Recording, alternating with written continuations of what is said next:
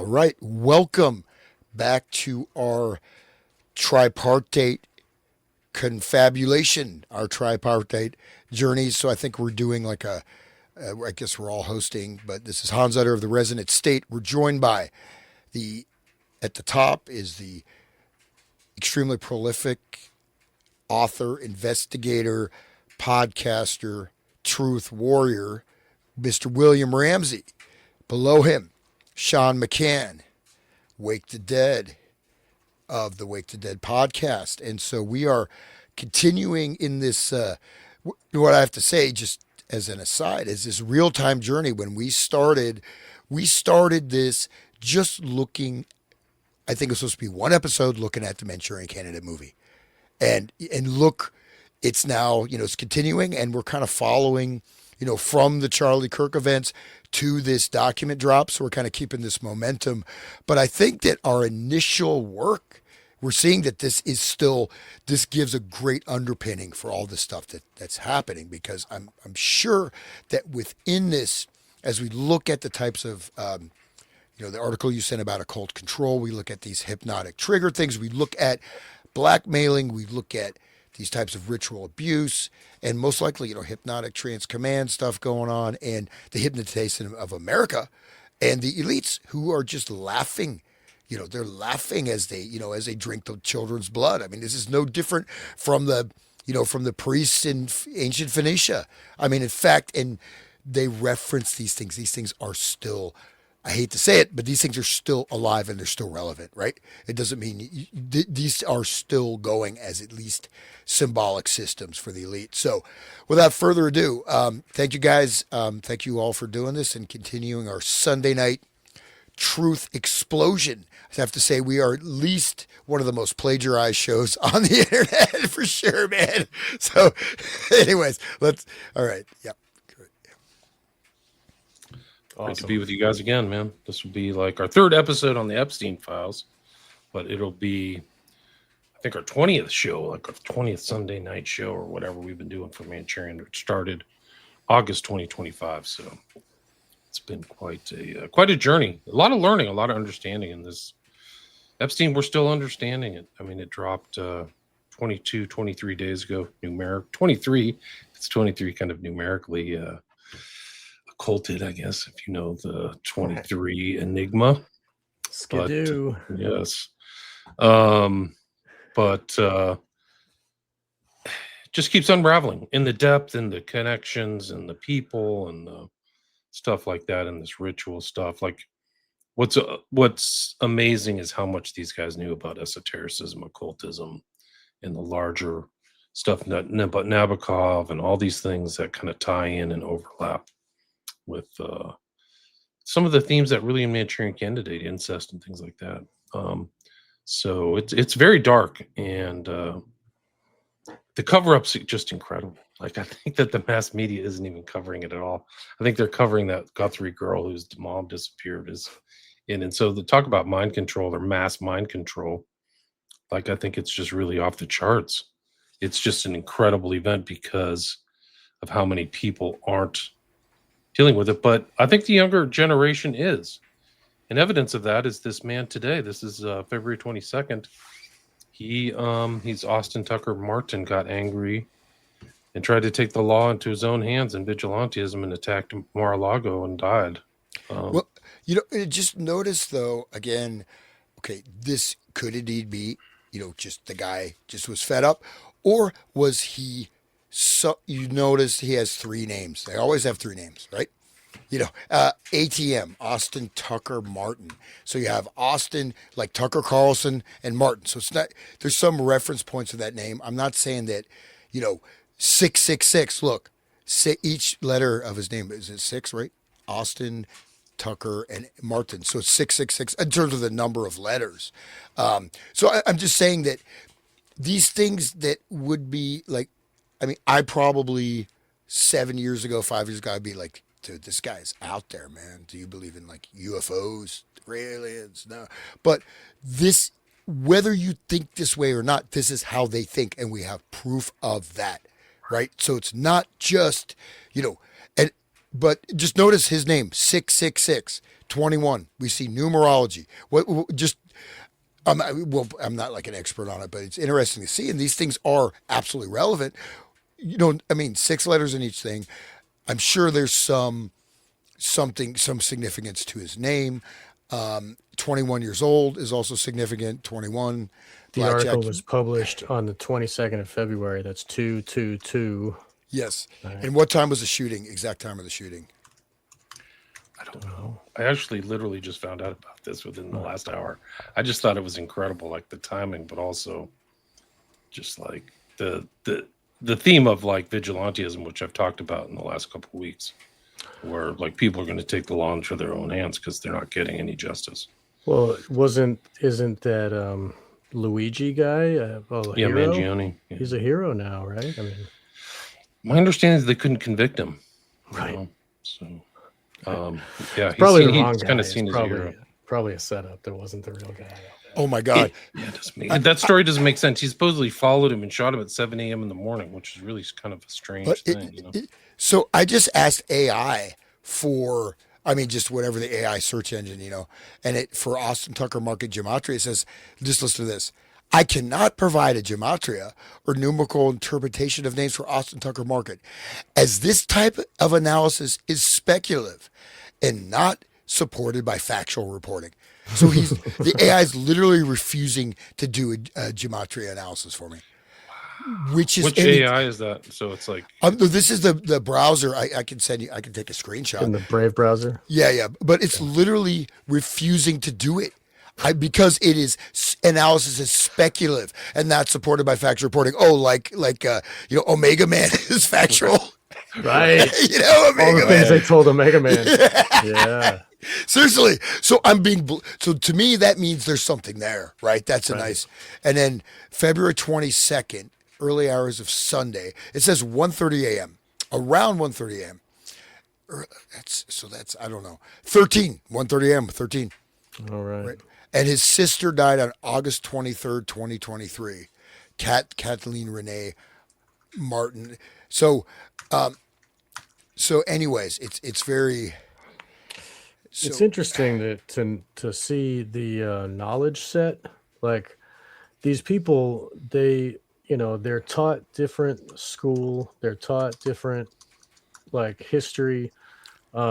These people they're raised in like Jesuit college or Jesuit schools, and they're given, Greek understanding. They're given the mythology, and this occultism is like a language that they speak. It's a knowledge set that pretty like all of them have. It seems. Well, it's not just that. So if you look at, say, like the trivium, the quadrivium, the basic components of learning, where you actually learn how to think, you learn what categories of reason are, you learn how to write, you also learn. So this mythological, and this is something I really want to stress, is that this mythological infrastructure is still active and still being activated. Artemis, whatever, you name the space shuttle, something. These things are still, they're still functional, and it's just that you could look at someone like Herman Melville, who didn't even go to, I think he went to like 3rd grade, and he wrote one of the greatest books of all time.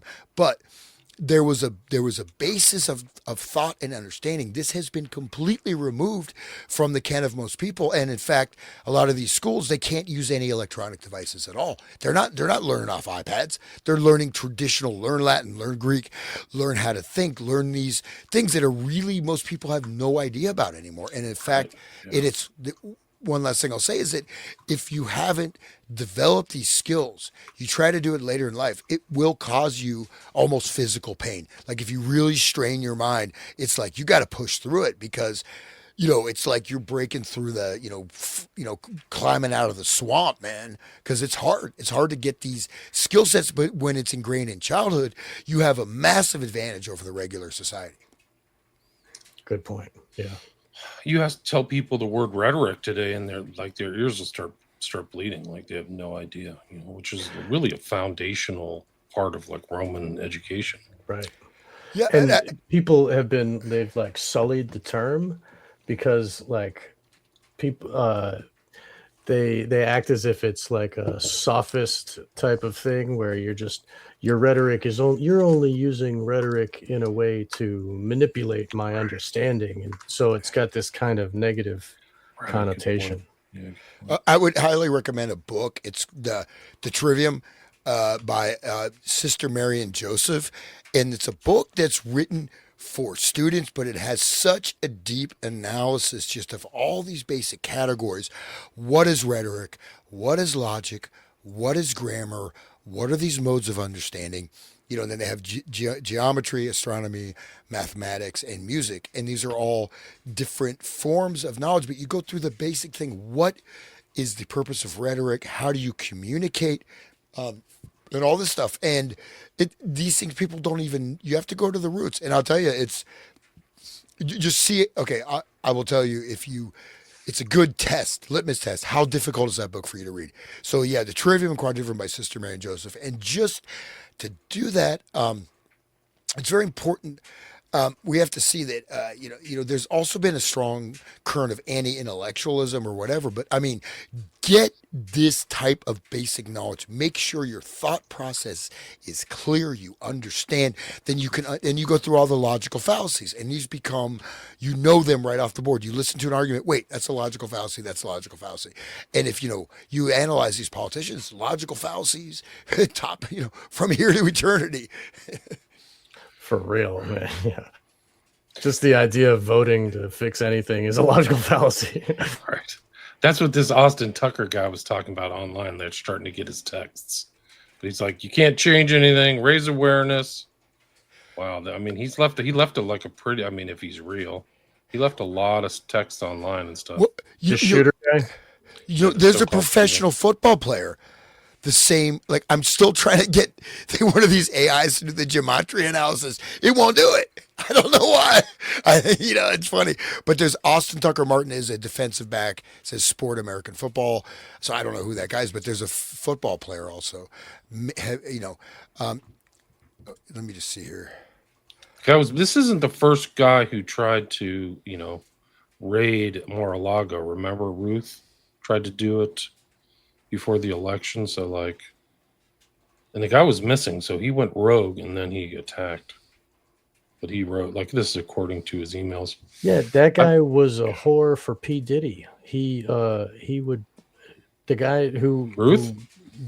Not the guy on the golf course. Okay. The guy that lit an explosive at Mar-a-Lago, at the carport. Oh, yeah, I remember that one. And he got arrested, and in the interrogation, he was saying that he was a hired gigolo for P. Diddy. P. Diddy parties. Yeah.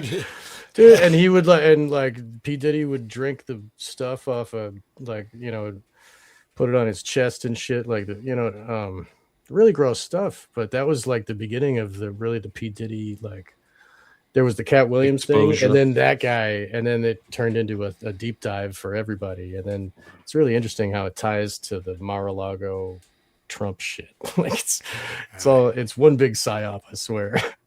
I guess last night they played, I don't know if it was at Mar-a-Lago or at the White House, but they played My Way. And if it was at the White House, but if My Way's background, Satanic Church loves that song, or the Church of Satan. It's the most satanic song imaginable, and they're literally playing it at the White House. So there's this undercurrent of stone cold Satanism, which we're going to cover today too, this talk. Yeah, it's Frank Sinatra, though. There's a couple other songs Black. There's one like Black Magic, and I forget the name of the song, but Sinatra was, you go to the Rat Pack, and they're tied into the whole Las Vegas thing. It's of course Sammy Davis Jr. But we see that this elite. You can go. I think. Just to add a little background, let's tie this into the blackmail operations, sexual blackmail operations done by the mentor of Donald Trump. right? And they had the hotel Which room. brings us all the way back to the beginning, right? Roy Cohn. And then you go Roy Cohn and Herbert Hoover, where Herbert Hoover was blackmailing everybody in the country, and then Roy Cohn was blackmailing Hoover because Hoover would go in the dress, and they had this I forget the name of the hotel, but they would have these parties, and Hoover would be there and is dressed up like a woman, and whatever, and all this stuff. It was all wired for sound and video. So all that stuff was recorded. So Hoover was completely blackmailed. No question. This picture totally gives me Kubrick vibes. This is something that I found today. Right. Sean and I were looking on. So doesn't it give you like the structured, formal Kubrick structure? Yeah, the square within the square, double square on the carpet. And, even the ceiling patterns too. This is a room at the Little St. James. So they're bringing people in for blackmail over the tesseract, and Sean and I have to. I mean, I learned from the test on the bed. That's the bed where they do their fornication, right? But I learned about the tesseract from McCann. So, but it's just like this. We're going to show it's all through there. So imagine these kind of guys like Epstein and his over. There's got to be an occultist somewhere, whether it's Epstein or somebody else. But they're bringing these people in. You got to come to the island. He's telling Bannon. Stay for 7 or 8 days, That's how they probably work them into it, They don't want them to come and leave in 24 hours. They want to get them in, give them some drugs. Epstein knows a lot about drugs. He knows a lot about scopolamine. I've heard recently that he were literally growing the trumpet plant at Zoro Ranch. Yeah, that's proven. I believe that's proven. Yep. So absolutely. He's bringing them in. There's incredible things that have happened in the last week, which we'll get into this occult thing. I'll show it after this. I just want to show you like 4 slides. But this is just an incredible tell. This is like full-on tesseract. But if it stood alone, it still would be suspicious. But here's like the variance on the theme. Here's another room. This is it. Well, by the way, Sean, the show we did with Carrie recently. So you notice this binary duality, right? They have the kind of red, left, 2 spears, right? Even in this, you have this left, right, it's in between, right? You're going between good and evil. You're going between the tree of life and the tree of death, right? That's the doorway, you could say, to the dark energy, the summoning of the stuff, the portal, and it's all, the symbolism is all over. But what is, these flowers are, I don't know, it's like a same. Is that the trumpet flower? Yeah. Oh my God, it's a trumpet flower. It is. Wow. Yeah, it's a trumpet flower. Over the tesseract. Look at even the door. Like, wow. Welcome to the tesseract prison. even the drapes are like black and white or something like that. Yeah, it's that blue. That's the blue of the United Nations. That's the blue that wouldn't burn when they were doing the Maui fires or remember that, like in the blue roofs. That's the same color blue. Oh, yeah. And just one thing to state is that, color, we say like blue, red, green. They're very, very distinct, specific shades of color that have important meanings, occultic meanings, ritual meanings. Yeah. And it's not just blue, like it's a very specific shade. I'm sure it has an exact, cyan, but who knows what the name is. That's the same color on the Israel flag, the same color on the United Nations flag. So that's not just blue, right? This is this very, and each color is a frequency, right? It's a frequency. Right. So basically the light and molecules. Programming with but it's the victims of the DID, they get programmed with colors, specific colors. Sorry, go ahead. Wow. Yeah. No. And so just this doorway or gateway, and you can see that. So the stuff we're talking about, like it's in your face. Now, this is not random design. And these striped black and white, curtains, they don't match the room. So they have some kind of symbolic significance. Right. You know what I mean? These guys, they have. And the temple is the same blue and white. The whole motif of the temple that he's got. Right. That used to be there. They painted over it. And they took down some of the statuary too. They apparently had a lot of statuary. But this is the shooting of this and the structure and the kind of formalism and the how it is very reminiscent of Kubrick and The Last Picture. So it's and look at that the candelabra, that thing, that's really weird. That's like a trip. Like, what is going on with that light fixture? That's kind of how the flowers hang on the scopolamine plant. they kind of like swoop down like that. It's weird. But I mean, Here's the bathroom. Hey, you want to go there to the it bathroom? is. Yeah, look at the square. Yeah, dude, what a trap. Come on in. This is That's just the like prison. Tesseracts everywhere, man. Dude, it's like no joke. Oh man. William, everybody always wants me to mention the Jews. These guys are a lot Jewish. They're not all Jewish. Staley's not Jewish. Gates is not Jewish. Nicholas not Jewish. Yeah. But they're Jews. There's a lot of Jews. The mega group is Jews. Black is a Jew.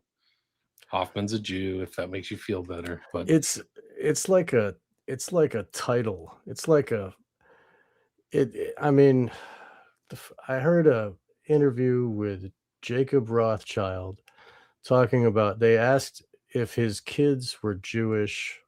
Or Sean, I think you're breaking up, or my headphones breaking up. It's your headphones. He sounds fine. Okay, that's good. Jacob Rothschild was saying before he died that he was asked if he raises kids Jewish, and he said he raises the girls Christian and they raise the boys Jewish.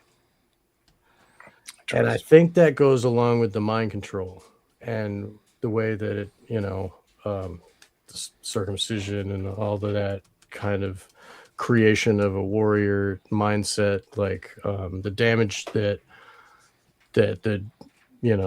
this type of mind control gives them, makes them good businessmen and makes them, proper for the hierarchy that they will eventually become part of. These babies, they gotta get them young, like the mothers of darkness that choose what they're gonna do in their life before they're 7 or whatever.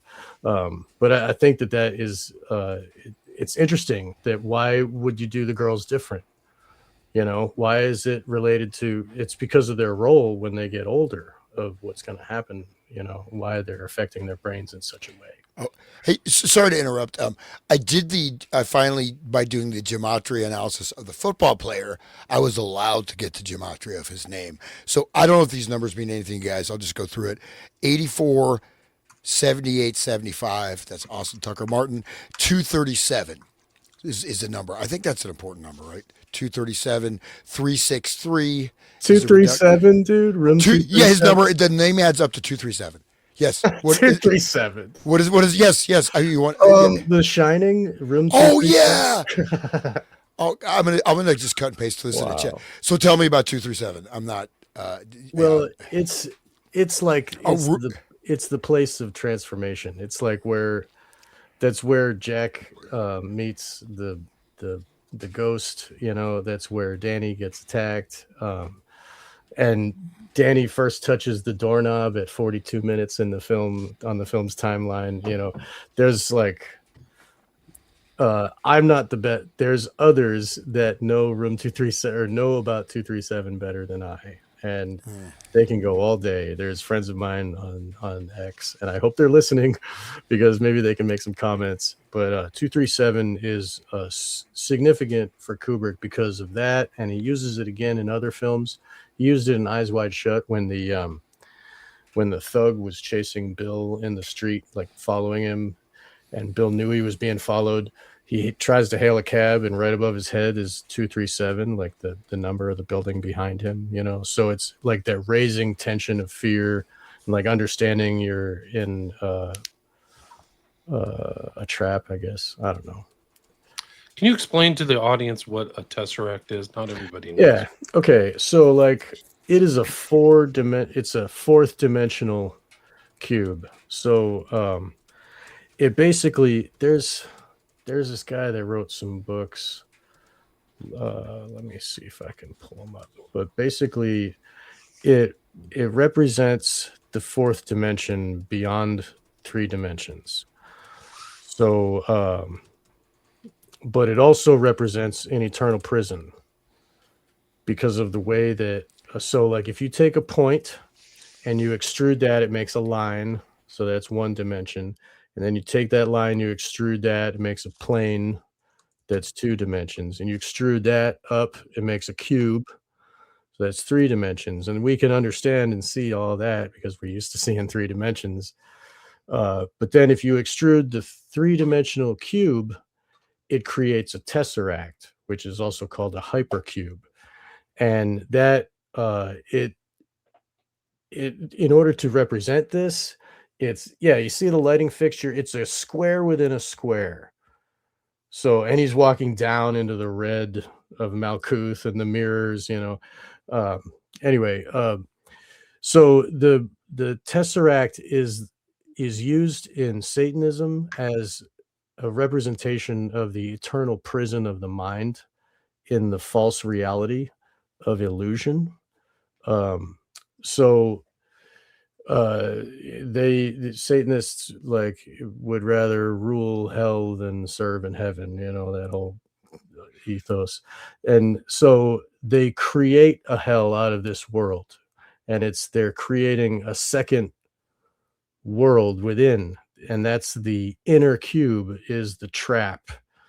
And it's held in, if you look on all sides, it's held in by the trapezoids.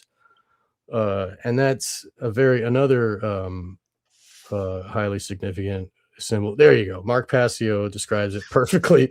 Yeah, right there. The hypercube is one of the most occulted symbols within the dark occultism, yet is found prevalently throughout our society in the form of octagonal symbolism. So like if you take the hypercube and you represent it onto 2 dimensions, like a shadow of the hypercube on 2 dimensions, it creates an octagon. So that's what like the black hat of the police is like a black octagon on their crown chakra, capping them off from like the reality. Anyway, in 3 dimensions, it appears as a cube within a cube. Symbolically, it represents a never-ending prison which perpetually renews itself, or in other words, hell. So Passio does many more minutes talking about it. I just read the slide, but people should check out. This is part 2 of Demystifying the Occult, Satanism and the Dark Occult. I was actually at this one. I drove down from Massachusetts to Philadelphia to hear him say this, talk about this. But anyway, so the hypercube it represents the prison of the mind, right? And so like the inner cube is always trying to, it extrudes, but then it becomes the outer cube, and then an inner cube is there again, and it's continually renewing itself. So it's an eternal trap. And so that's what, since we're talking about The Shining, when Danny rides his tricycle down the hallway, that long shot of him going down the hallways, the far perspective of the far end of the hallway is a little square, and then as he rides towards it, it gets bigger and it becomes the outer square, and then we have another far like inner square. So like the the tesseract can be represented like going into a tube, kind of. It's like a forever tube. Like if you look at people going into the pyramid and they got like a little headlamp and it's just like this square in this blackness around, you know, that's what I picture. But anyway, so like as Danny rides through, that is the extrusion, and it creates the illusion of the smaller cube getting bigger, and then another smaller cube, and it's like Danny is traveling into it. And at the end of 2001,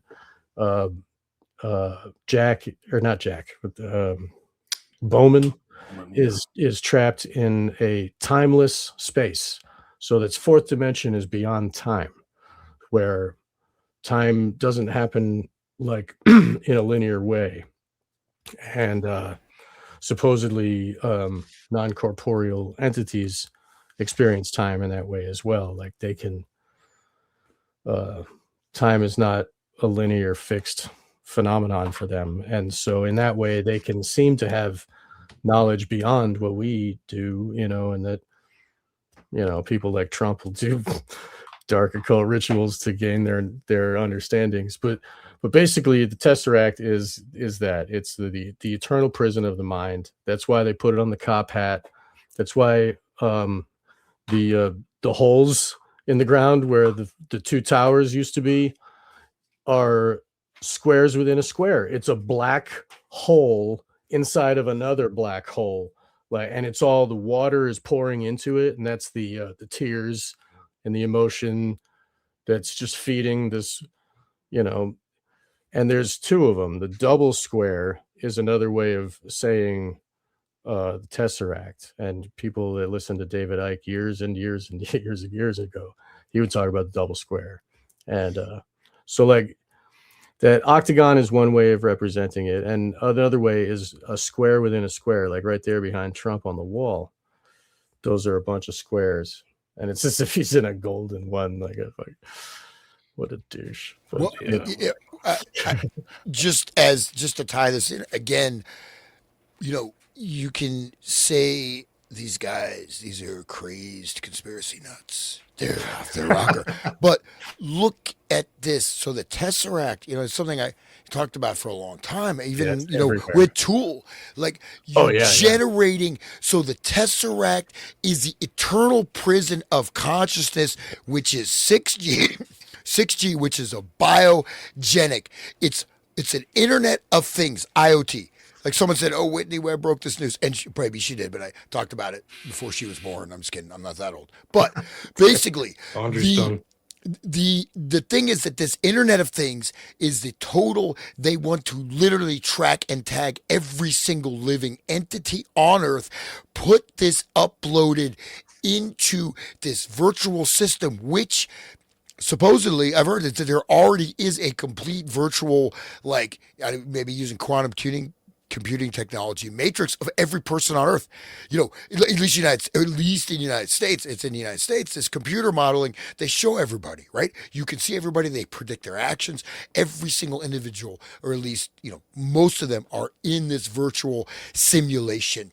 And essentially, they want us to upload our consciousness into the simulation. Okay. And in fact, many people are entering this black cube. And I think about Black Cube, the private intelligence company, right? So we're seeing the tesseracts everywhere. This is a literal thing that is being proposed for humanity, for our futures. This is what it is. One of the issues is that there's a direct rejection of the human biology for the implantation of these virtual worlds, right? I mean, you can't go into the virtual reality. It hurts your brain. It causes, but they're trying to even genetically modify humans because this is our Morlocks, right? Or whatever. And so go back to H.P. Lovecraft, but just real quick, so that I got the numerology of the football player, not the shooter, because it won't do that. It's illegal. It's speculative. But I got it for the Austin Tucker Martin football player. So 59 is actually one of the cards, Ritual of the Machine, in the Illuminati card game. and so that this 59 is also the number of the name in Chaldean. Chaldean is one of the most ancient people, look that up, Chaldea, this is like a lot of the magical practices or whatever and stuff that we're living under came from Chaldean. Ritual of the Machine, or Alliance's sorcery card, gain control of a target non-artifact by sacrificing one creature at an additional cost. Okay, that's in a game, but still 59, that's another blood sorcery ritual, whatever. So all this numerology, I'm just throwing it out there. Someone who's more adept. And again, we have to watch out. We're losing our knowledge from who knows?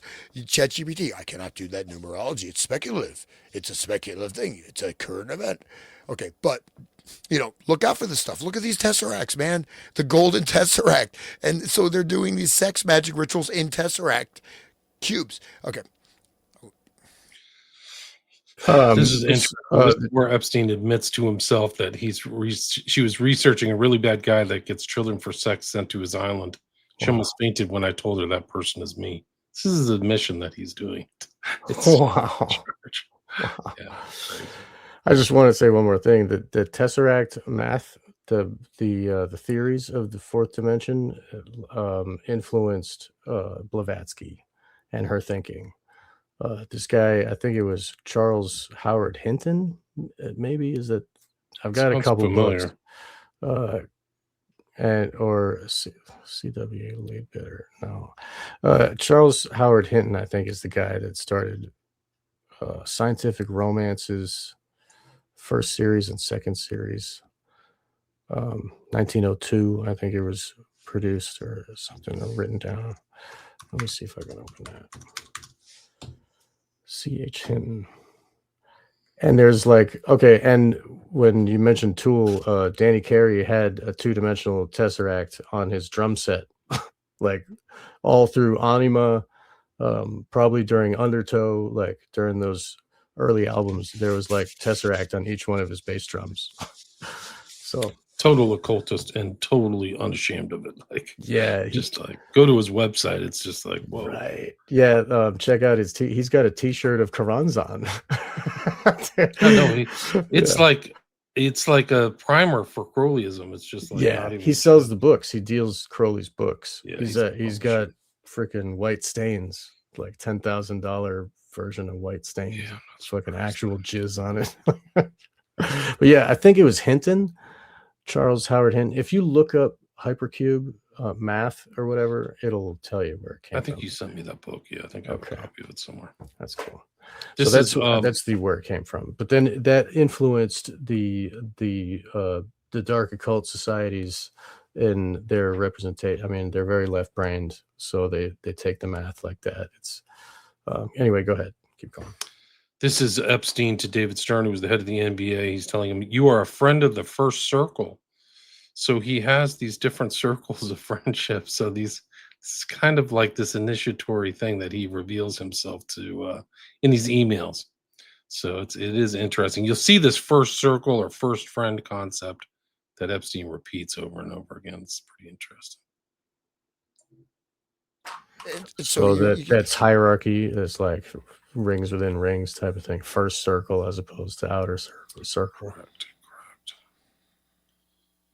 Where's the other one? I'm trying to find. What were you saying, Hans? Oh no, I just think that it's interesting to, again, whether you believe it or not, they obviously believe that these things have power, right? So they're trying to use different types of laws to create things, and of course they're living, they're feeding off of everybody else, right? You go to your job, you're a slave, at least you're living on the farm, at least you're on the farm. You got your animals, you got your chickens, your ducks, you're here with the earth. Now you have to go work at some factory, work at some corporate job, be a slave or just have, this half-life of a human half-life. I mean, and that's why people freak out. That's why people, they go to raves or whatever, because they want to feel alive, right? And it pushes you into this. And yet, by the same token, they also want to inculcate the type of similar behavior in the plebeians, right? So this type of debased, make us all Satanists, right? Look at all the OnlyFans. Like how many girls, young women, they're like literally prostitutes. I mean, this is debasing something that you can't buy that back. You can't buy back what's been taken from you. Like that one lady who was like this innocent, small town, whatever. They became like Hugh Hefner's like sort of main concubine, and the level of degradation they went through deeper and deeper and deeper, including humiliation and who knows what else went on. And she's like, I can never get back what I lost. I mean, she literally and she seemed like a nice person, right? But this Hugh Hefner ties into this too. The whole mansion was wired for sound, wired for surveillance, right? And so I'm just saying that the antecedents of this, and it has tunnels. It has tunnels, but the antecedents are with the Rocone sexual blackmail operations, and then Corazon is the opening of the Caliphate as taking precedence over the current temporal situation. So this is a type of moving humanity into the black cube. Yeah, go ahead, William. Yes. Do you want to hit that the document you sent us? I think that would be interesting to read. It seems like we've been in the black cube for quite some time, man. People are dumb as boxes of rocks. No, I think a lot of people have had their consciousness uploaded into the black cube, literally. I mean, and unfortunately, I mean, it is very painful, right? And the thing is, we're not talking like, I'd like to be in reality. I don't want to I'm not trying to escape my life. my life is fucking great. Sorry to swear. Like, I want to be in my life. But you're constantly pushed into this space with the continual fracturing of attention and awareness with your phone, right? Or with this or that. All the kids being raised on iPads. And then you chat GPT, you become a retard. You can't write. You can't even write a sentence. You're just the natural function of the human organism, unless you invoke your will and take charge of it, is that if something is offloaded, I don't need to do that. It's a great survival feature, right? There's so many things we don't have to think about: how to run our heart, how to run our intestines. Of course not. It's done automatically. Sure. But GPS, you lose. I remember first got GPS, I started to lose my sense of direction because it's being offloaded. You lose your ability to think, and it's offloaded. By design. I mean, look at what they did to schools.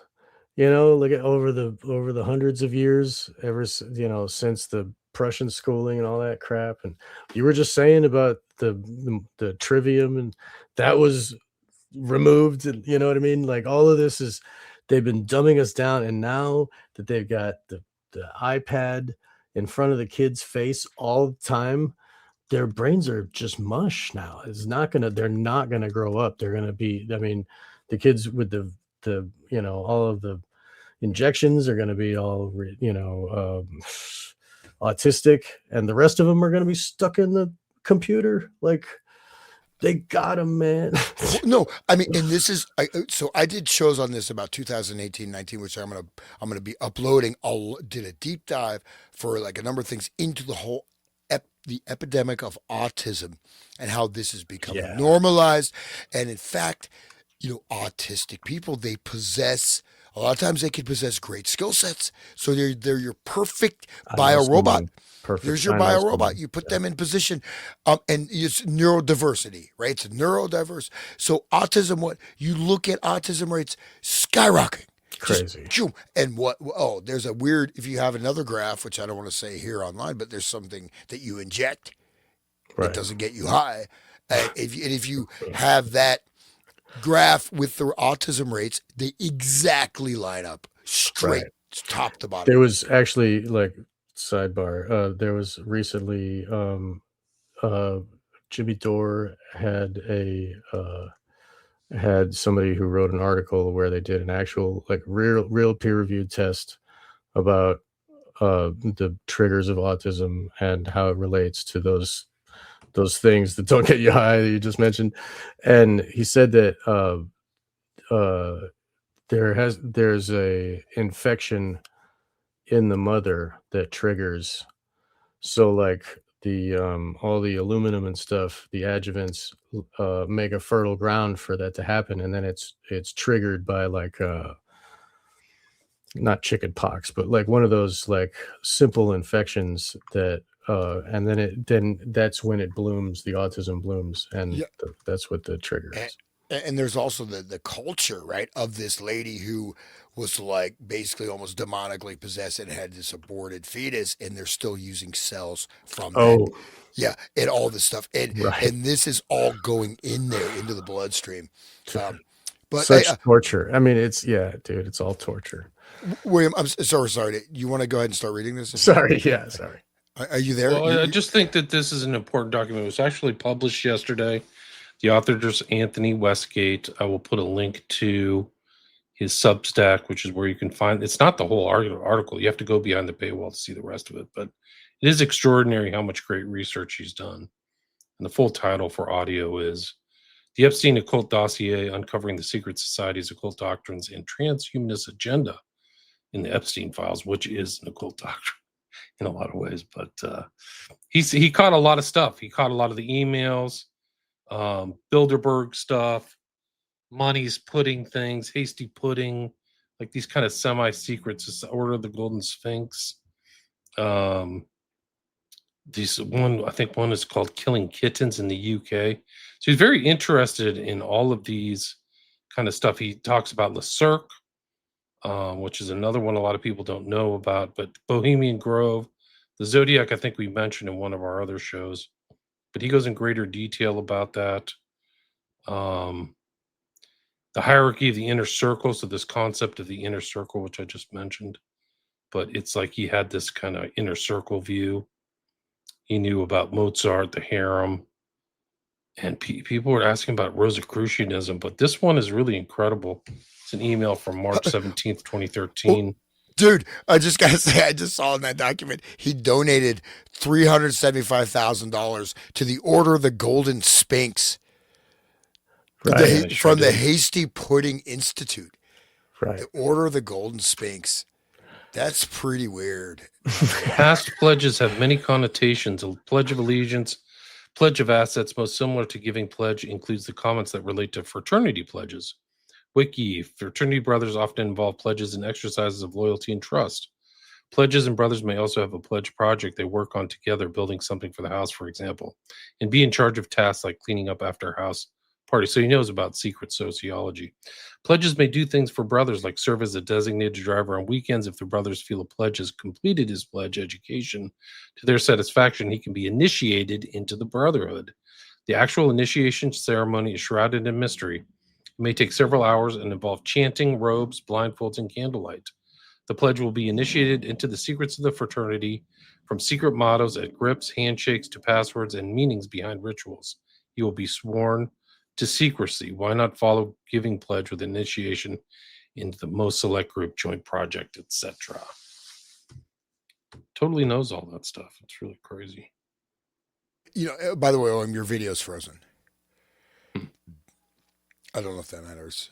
You look good. It was just like you have this. It's just I have this like dumb thing in the back. Oh, yeah, no problem. But yeah, so I mean, this is like we're seeing. Direct, and he's very interested in this stuff. It's not just like he's right in the middle of it. So this see, where are we? So. I don't need to read it, but it's secret societies and cabals. So he's part of the Trilateral Commission, Council of Foreign Relations, Bilderberg Group. So these are the infrastructure of the global control matrix, and I think everybody can see that, whether you want to see it or not, it's right there. Now, what if I was part of the Bilderberg Group? If I had been led into the secret societies, maybe I'd say this shit is great. But I wasn't. But I'm gonna bring you all down. I got the funk, man. I don't care. No, I really at this point, this is where, but we're pushing back. This is an information war, because this is also the encoding of reality, and by having the knowledge of grammar, logic, and rhetoric, by having the intellectual clarity, by knowing the mythology, by knowing what these things that they're whatever these are, right? These energetic centers, the different Sephira, the Malkuth, Quran zone ritual. This is all tied in there, tesseract, etc. So also the Bilderberg was created by the Order of the Golden Fleece. So the woman who started that, what's her name? Beatrice. She's a member of the Order of Golden Fleece, which goes back to the original owners of the world. And Teal was the chair this year or last year, and he's all over these emails with Epstein. It's just incredible stuff.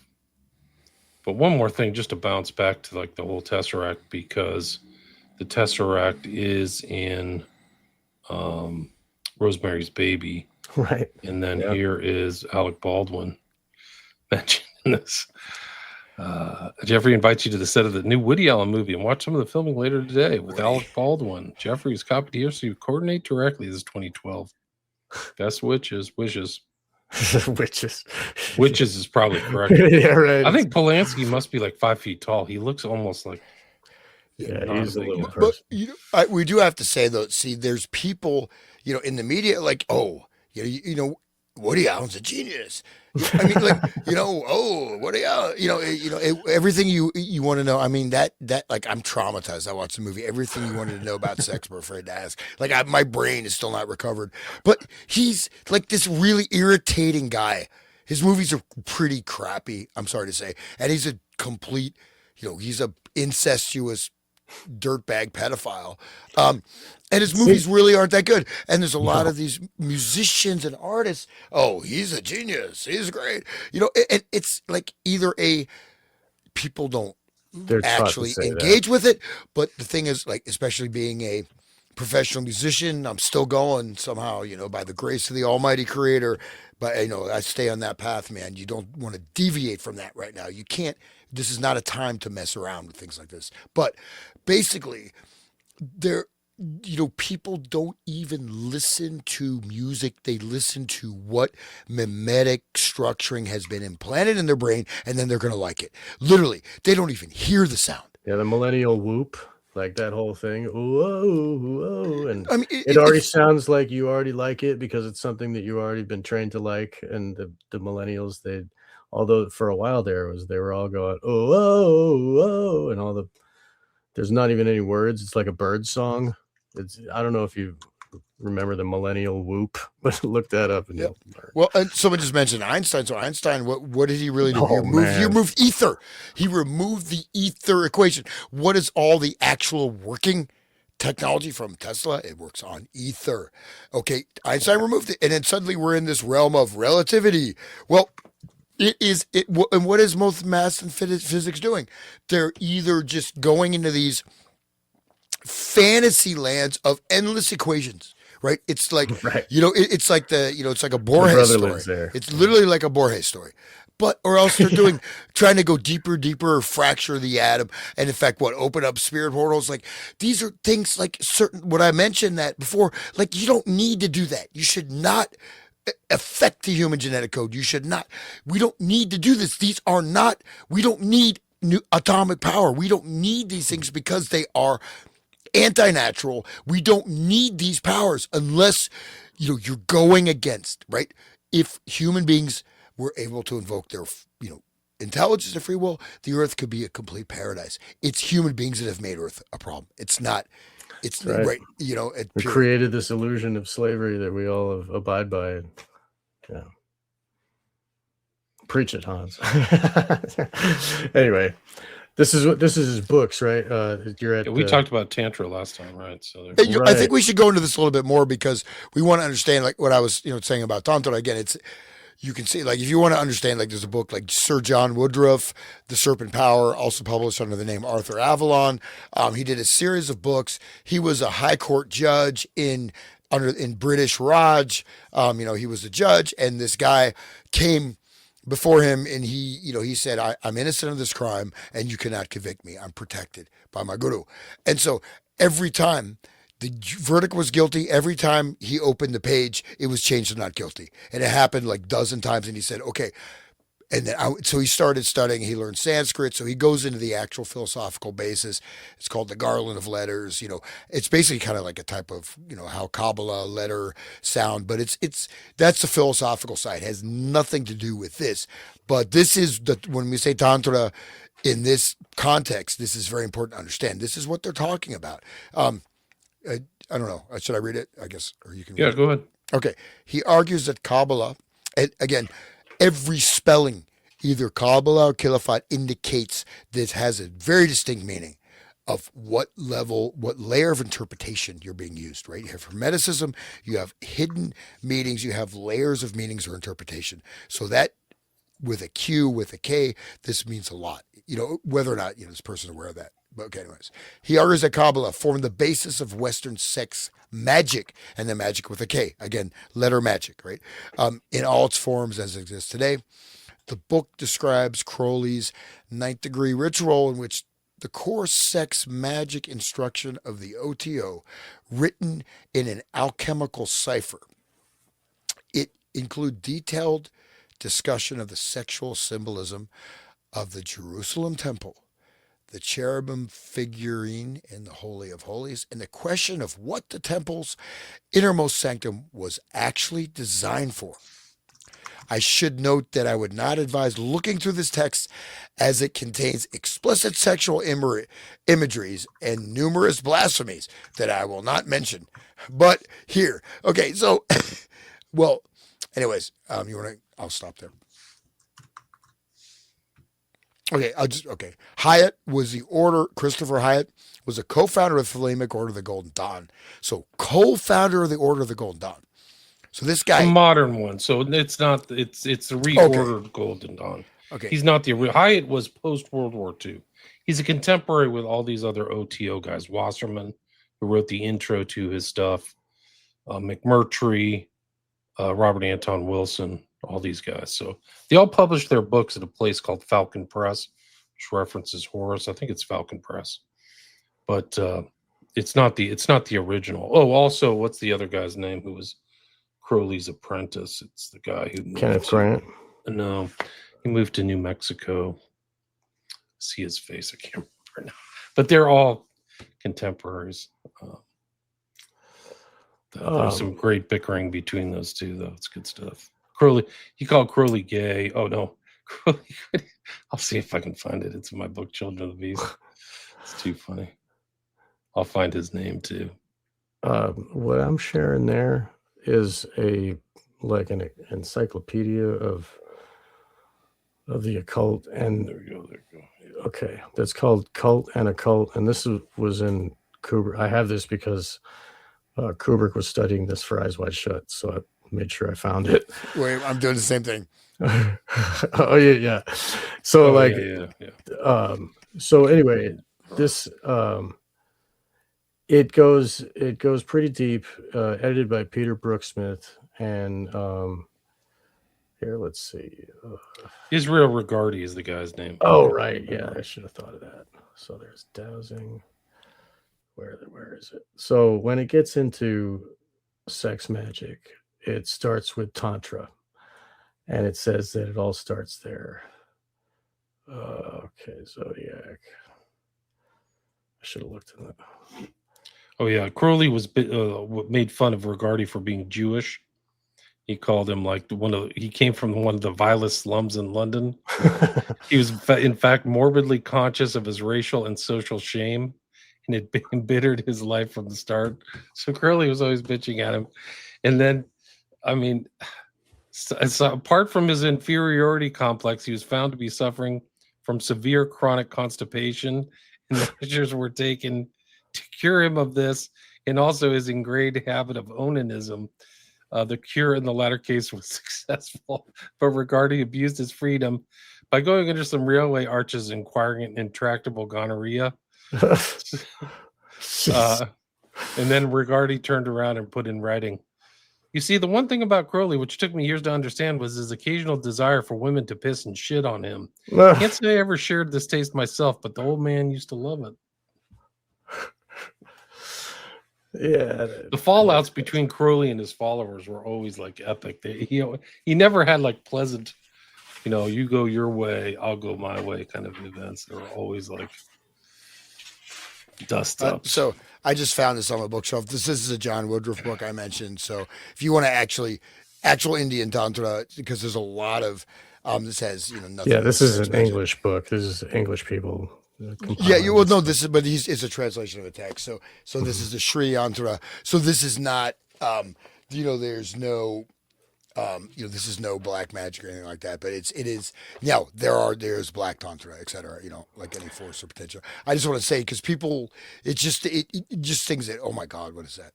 I don't go back to what is that picture? I just, people use the word Tantra, it just becomes a word they don't understand the actual meaning, at least in terms of historically. Right. But this is what I can read a little bit here. Yeah, awesome. The entire universe is in perfect equilibrium. Its two primary polarities precisely balanced, like a god and goddess locked together in divine and intimate union. The highest spiritual goal, therefore, is to attain resonance with that unsurpassable state through sexual rituals. So say the followers of Tantra, a cult that originated in ancient East and that has enjoyed popularity among Western occultists and mystics since at least the end of the 19th century. This cult continues to flourish largely in secret in modern day society. We can see that in Epstein's house. Okay, to the outsider, its rites may seem nothing more than indulgence in promiscuous and apparently obscene sex. Even worse, perhaps, the rituals seem to smack of utter depravity and black magic. But in its purest sense, Tantrism is nothing of the kind. Tantra, from which the cult's name is derived, is a Sanskrit word meaning warp. It signifies a body of written teaching, the warp, through which are threaded. That's absolutely incorrect. That's Okay. totally wrong. Well, It just means it means machine or vehicle. So it means, right. like, for example, the sitar style, original sitar style is called Tantra kara, which means what? Instrumental. Tantra means instrument. It means a technique. It means a machine. Right. It means an Right. algorithmic set of practices. It does not mean warp. So that's Okay. so. Well, all right. But go We're ahead. putting that aside, right? So basically, it's the Shiva and the Shakti, and it's the Kundalini, the raising up of your Kundalini that's your Shiva, and it meets the Shakti, your crown chakra, and that is what is the goal, right? Is that what we're getting at here, Hans? I'm sure there's probably valid, it's valid information in this article. It's just that There is, but- I mean, it talks about specific cults that do this, and it talks about a dude that has these powers, and talks about Francis King wrote lots of books. Edward Sellon introduced Tantrism to Britain through a few English and French academies, had shown an interest in Hindu sex. In the 18th century, Sellon, a soldier, fencing master, and pornographer, became acquainted with tantric sexual rites in India, and his Annotations on the Sacred Writings of the Hindus appeared in 1865. In the United States, possibly the first person to study and practice the form was Pascal Beverly Randolph. He established various secret groups, one of which is believed to survive in France today. Like some Bengali practitioners of Tantra, Randolph used hallucinogenic drugs in his rites to attain heightened states of consciousness. Another cult with distinctive tantric overtones emerged in New York around 1919 under the name the Braeburn Club, B-R-A-E, Burn Club.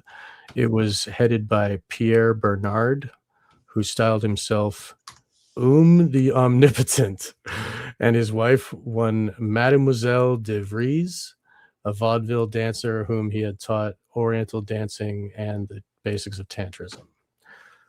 So these, I mean, it documents like the history of this in America and in Europe. The inner sanctum of this club was the Secret Order of Tantrics, whose members came to regard Bernard as a kind of man god. Bernard and his wife aimed to teach men and women to love and make women feel like queens, a clear echo to the tantric belief in the supremacy or superiority of Shakti. One tantric aphorism actually says, Shiva without Shakti is a corpse. Other occult groups had already adopted Karl Kellner, wealthy German industrialist, had established an occult order based upon the sex magic he claimed he had learned. He's one of the founders of the OTO. Yeah. Right. So this group developed the Order Templi Orientis, branches of which spread throughout Europe and parts of Scandinavia.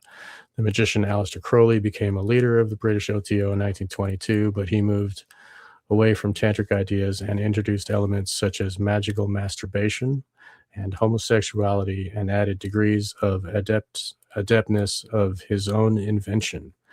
He also used sex magic for temporal gain, which is not commensurate with tantric teaching. And so I'm not we just want to stress that I'm just going more technical, academically.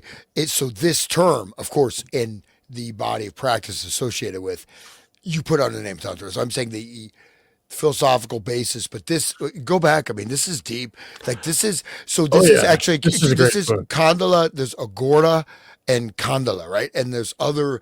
I mean, like I said, in India, there's a law against doing black magic. Okay, so this stuff is and this stuff is hardcore. I know somebody who actually their father died. These people did this ritual. They chanted for 2 days, and their father just died 2 days after that, and they took the property.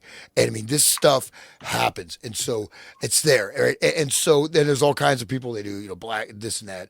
So I'm saying the original it's quite interesting. Just as a philosophy, has nothing to do with sex actually at all. It's Right. just but it's connected more like with Kabbalah. Now, talk about Kundalini. Okay, we're talking about, you have to look at the process of biohacking. Is it something you want to do? Do you know what you're getting into? Are you going to come out of it? Is it necessary? Right? Do you need to do that? I mean, I just say this as a general statement: is that if you live your life appropriately, these things will come to you when you're ready. You don't need to do a lot of this stuff, right? Because you can do. I mean, it's it's just like an electrical circuit. You can run different types of power through it. You can do lots of things with the human body, lots of things with the glands. You can get all kinds of things, but they can also, if you're not ready, if you don't have enough, you can easily become like all these people. They are literally slaves of that, or like omnipotent, right? This person is directing them just like the orders of the it's a hypnotic orders, right? Right. The hypnotic trees of, looking at, going back to the Hoover document. So these are, I would look at these as there are behind this, right? These are recruiting schools. I'm sure there's a massive amount of hypnosis going in there. And so I just wanted to state that I'm sure that within this document it's correct, but this is what is presented as quote unquote Tantra for the West, which are amalgamations of various techniques and mind control doctrines, Right. right? And you can look at the thuggies, the thuggies, right? Thuggies, Yeah. Right. who they sacrifice the black cord, they worship the goddess Kali, this and that. It's like thuggy. So this, you see this, very famous temple. I've actually been there. It's pretty Oh, wild, really? man. Yeah, it's like that's how to live. Just kidding. But no, I'm saying, but that's and these are, we have. Okay, I won't go into this whole historical thing, but absolutely. I mean, it's dangerous, but I just want to stress that this word Tantra actually means this is a type of black occult magic. It's called Chandala, to connect with maybe Agora and some of these other esoteric schools, plus a huge dose, I think, of hypnotic mind control stuff that went into all of these orders, right? And Right. so they have the garb and just, okay, and it was the It's language. it's like another drug. It's like the way that they use hypnosis, and it's another form of hypnosis to be under desire of a woman. Like, it is mind control. It's very powerful. But anyway, I mean, we know that Epstein would get massages, and while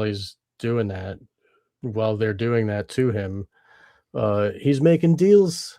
He's like trading money, and he's buying and selling, and whatever he does, selling arms, and Doing $1 million stock deal. exactly. Let me just finish cutting the head off this baby, drinking the blood, and then Right. But I mean, like at that text. point of like before release or whatever, he's like doing stuff on the phone. He's like doing business. And I think it was Virginia Dufresne was talking about that in her testimony, and how weird it was that he wasn't like, he was like doing stuff. Like, it was using that Kundalini fire energy to like push into his whatever. Yeah, you say no, but I think that again, not freak, not like I'm not like a Tantra defender or whatever, but I'm saying that let's learn the word. If you try to go through these texts and understand it. So what they're actually talking about is a code name, I think, for a whole other body of multicultural, multi-regional, esoteric type of black magic ritual practices, which could even tie back to, going back to, whatever, Chaldeans to Phoenicians to Egyptian rites, whatever. I think that is what is actually going on. And it's a convenient word. And just I'd say it's scare quotes, but I think that what it's also behind, you pull that back, there's something behind that, right? This is Right. The it's blood not orgies of ancient yeah. civilizations weren't for nothing, right? Yeah. So I think there, and I don't know what that is per se, right? And I think this even would lie, this particular body of magical practices lies behind even a lot of satanic stuff, all these other ritual practices. And I think also that the actual knowledge, there's a tiers of knowledge and there's the pyramidal structure, but there's also the hierarchy is feeding off of those, just as even Epstein is doing what he's doing. There's someone in charge of him. And there's a whole body in charge of him. And so this is whole structuring with a larger agenda. I don't know what it is, but I think, it's interesting. That's all I just wanted to share. So. But they're not just crazy people. I mean, there's a science to it. All of this fornication and debauchery and, right, William? Absolutely. There's some kind of science going on there. What are you typing right now? Are you looking something I'm up? just working and doing stuff and doing 10 things at the same time as just usual. letting us just gab away. Sorry, we're walking on. We're doing a bird walk here, but this book, Cult and Occult, is really good for like basic stuff. And the warp thing, I'm glad that you spoke up, Hans, because if it's wrong, definitely tell us. We don't want to be knowing fake stuff or false. But this guy, I mean, maybe he learned it from different sources, because like one thing means something to one person and then something else to this cult over here, it could have different terms. No, I think it's a coding. That's why I wanted just to call attention to it. Right. Because at one point I studied Sanskrit, so I mean I do have some knowledge about the stuff. I mean I'm not just talking off of Chat GPT information, but this book it goes further into like using children, eternal youth. Oh shit! And then they're talking about Kenneth Grant here. That's Grant, yeah. And then look at that. We'll go back to the geometric symbol if you don't mind. Oh, that's the cover of his book, which is Magical Revival. What is it? Dodecahedron? No. It's 7 points. That's a Babylon star. That's Crowley had that in his image there. And Toole uses that also, the 7 star. Anyway, so they're going into looking younger and having eternal life. And then it goes into what's this? Okay. Sex, sin, and sacrament. So they're taking the eternal life from children via rape. Sorry. I mean, that's what's kind of happened. They're like vampires, dude. This whole squad is a bunch of vampiric people. Yes. So people should taking their youth, finding them right at the whatever. I wouldn't even say peak, just finding the kids. Right. Sean, please send me this book, man. It looks super fascinating. Okay. Yeah. All right. Yeah. Barbarossa, Frederick I of Germany, revived his failing energies by bodily contact with young boys. The cure may have been surprisingly successful. Legend has it that he did not die, but merely sleeps. This is like, holy shit. And vampire-like technique of acquiring psychosexual energy. Okay, that's exactly what you just said. Whoa. Yeah, whoa, that's crazy. The faith are sorted articles of faith of Heinrich Himmler, sinister chief of Nazi SS. Himmler, as well as carrying out unpleasant duties with dry efficacy, spent much time thinking about such unlikely problems as the mystic symbolism of Gothic architecture and the occult significance of the Etonian top hat. This book is really interesting. Everybody should get this, but it was not digitized forever, and like a physical copy is like $150. It's like a big book. But yeah, so like this is where I learned about Gandhi sleeping with young maidens. And stuff. Oh yeah, I knew about that. And they used to also during the Peace March, they did a lot of fart jokes. I remember there was a journalist wrote about that. But yeah, Gandhi, I mean, he slept with 2 naked young girls. But he said it was done to fortify his willpower because he would not sleep with them. That's what this book is. That's what this is about. That's what this book is. Okay, so now King David was old and stricken in years. He gat no heat, wherefore His servants said unto him, Let there be sought for my lord the king a young virgin, and let her lie in thy bosom, that my lord the king may get heat. So they sought for a fair damsel throughout the coasts of Israel, and found Abishag, Shunammite, and brought her to the king. And the damsel was very fair, and cherished the king, and ministered to him. She regularly slept with King David, did not have sexual intercourse, for this would have earthed the life force and frustrated their intention. So it's like an energy. It's like grounding the life force when you actually, that's why they never, I mean, true tantric sex practitioners don't release. They, you know, it's that would negate the whole process. But I mean, these people, Or the release should be consumed.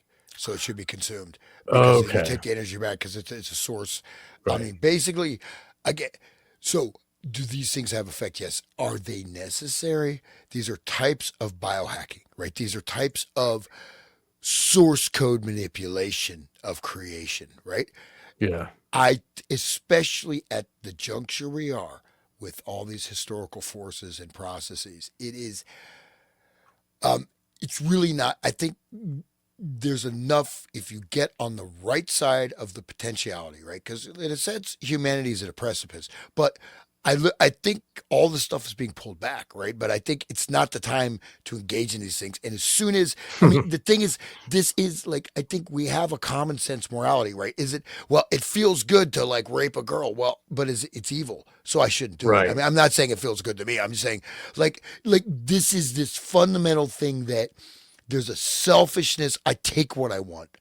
And I'm going to do this because it's good for me, and I want to hack instead of Satanism, right there. Yeah, Satanism, yeah. Instead of like being healthy, doing what is right, living simply, and then getting your power from that. Which, but this is what our society is based upon, and I think this is a foundation of Epstein behind, beyond the blackmail. I think this ties in all the other esoteric agendas, or even, I mean, just direct agendas, transhumanist agendas, transgender agendas, transspecial agendas, CBDC, total control grid. I mean, the removal of physical currency, total surveillance, injection of biologic agents that are tied via nanoparticles to various frequency,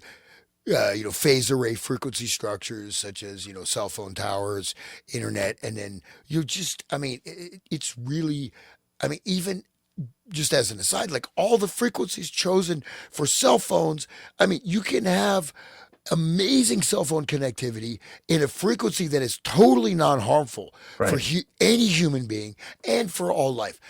The 5G frequency it was originally set as a frequency weapon. It was a weaponized frequency that would be used for electronic, psychotronic, neurotronic warfare.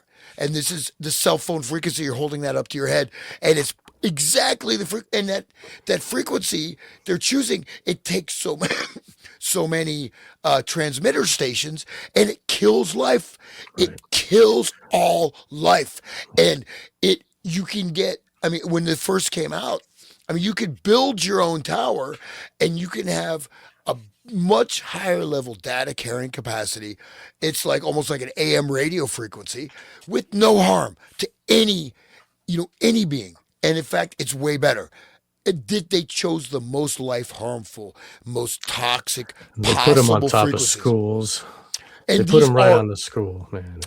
It's a choice. What I'm trying to say is that, like, okay, I can give you a car. It's going to be an amazing car. It's like a Lamborghini, and I'll charge you $5,000. I can give you a car that you're going to have to repair every 2 or 3 days, and it releases toxic fumes, and you're going to have to go to repair stations every 4 or 5 miles. I'm going to buy that car. And that car is not only going to poison yourself, it's going to poison the environment. That's literally the choice of frequencies they made. That's, I'm trying to say, like, this is like, this, By design. It's not exact. It's a fucking death cult. Excuse my language. Am I still there? Sorry, man. We're talking over you, dude. Yeah. I'm just working. I'm just trying to categorize stuff. William is here we go. He's not technically another one. guest This is time. Dick Cavett, guys. This is like an unnerving. Nice. If you like Dick Cavett, do not listen to this. Oh no. Dear Leslie, horrors. I've committed to the unpardonable error of inflicting upon Jeffrey today on the phone a false anagram. Please spare him the pain of passing it on its erroneous form. Here's the correct version. The letters in President Trump rearranged spell Mr. Putin's red pet. Thanks, Leslie. The chicken matter touches my heart. Dick C. And what is chicken in terms of... Chicken is like kids. I think it's like chicken kids. Yeah. I don't know when Dick Cavett died. When did Dick Cavett die? But it just, I mean, this is like just more code words.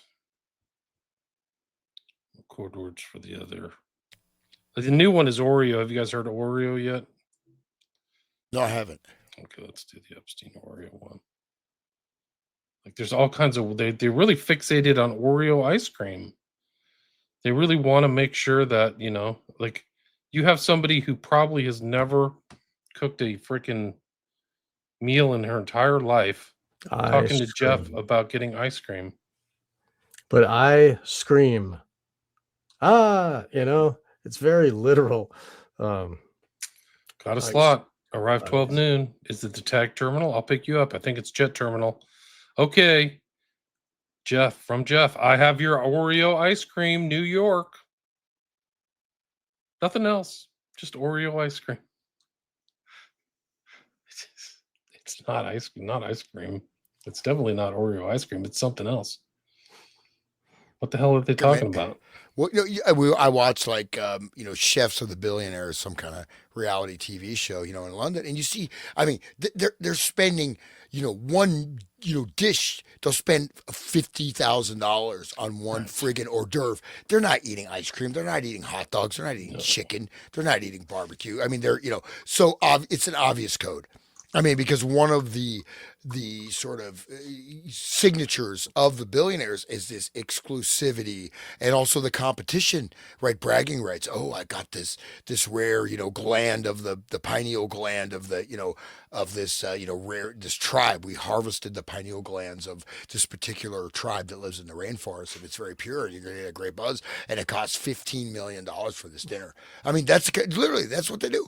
I mean, that is what they do, because also, it's like, to me, it's like, you go to school when you're like in 5th grade. Oh, look, I got the new Tarzan t-shirt. Oh, I've got, I mean, it's that level, in a certain way, they're so immature. I mean, they're spiritually immature to a vast degree, yet they hold the reins of the entire planet. But that's why I think that, the master class above that is directing most of these people, right? I mean, but who are they? I don't think anybody knows. I mean, whoever knows doesn't tell. And if I knew, I'd be dead. Probably they'd kill me. Seriously. Unfortunately.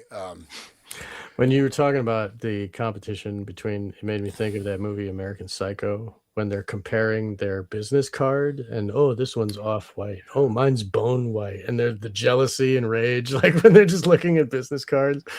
They remind me of that. Those people are all psycho.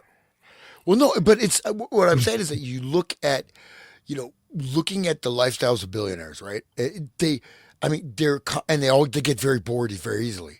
Right? Oh, I need more excitement. What about Robin Leach? Robin Leach, the lifestyles of the rich and famous. He's in these files too, right? He sure is. Robin Leach, what an appropriate name. Yeah. Killing people. That was one of the first files that came out. He supposedly strangled some girl to death. Right. Lifestyles of the rich and famous. Kill and sacrifice. There's more sacrifice stuff. Do you remember us talking about the Zoro Ranch and the farm animals and stuff? Oh, Yes. Okay. Does anybody want to read this document? Can you read that? This is Sure. EFTA 01249. I asked a friend of mine who actually lives near the Zoro Ranch to hit me a heads up on the chat because he had some interesting information on that. But I don't know. I started. I do too. My I have more. 15 minutes late. So Go if we talk about we talked about 2666 and what do you call it? Did we lose Sean? 2666 in Juarez. Did we talk about that? And I started the book. I just got through the first part where they're talking about the obscure German author and their fan club, which Archibaldi. Yeah, Archibaldi, and they throw in a little reference to there's a reference point, so I haven't gotten that far into it. But he's a great writer for sure. I never counted his work, dude. It's like the background is almost like the whole Epstein files. People moving between borders and talking and communicating across boundaries and stuff like that. Let's see. Sean, do you want to read this? Do you want me to read it? Anybody elect to read it? I can't get resolution. I tried to refresh and I popped out. Sorry, but I would. That's right. I'll do this. This is 2019. So this is the stuff that comes in. Epstein's arrested on the 8th of July. This comes into the FBI crisis intake. It's crisis, right? I mean, this isn't investigated, but they're not investigating any of this stuff. So I guess the public has to. Called the FBI National Threat Operations Center, the NTOC. I mean, I can do a whole show on the NTOC. They're just incredible documents. It's just, these guys are such losers. The FBI is just a totally corrupt, controlled entity. It's just not even arguable. Blank lives in the neighborhood of a property owned by Jeffrey Epstein. The property, which is on Zoro Ranch Road, Stanley, New Mexico, has recently had a large barn reconstructed, right? We talked about that. Do you guys remember that? Yeah, we talked about that. Yeah. The barn is suspicious as there is a garage door that appears to be a sally port, and there is a chimney. Blank is concerned that the property could potentially have an incinerator concealed within the barn. An old 1970s mobile home was recently put right behind the barn, which Blank believes does not follow Santa Fe County regulations. There have been a lot of high-profile people seen frequently at the property. Blank has heard rumors that the property was used for recruited girls to visit with Epstein, but he has no factual evidence to support this claim. Blank heard rumors that girls from Albuquerque and the Moriarty area were recruited for Epstein. Blank patrolled this area for 15 years before he retired. The property was previously owned by the governor of New Mexico, but the property was sold to Epstein before the governor's passing.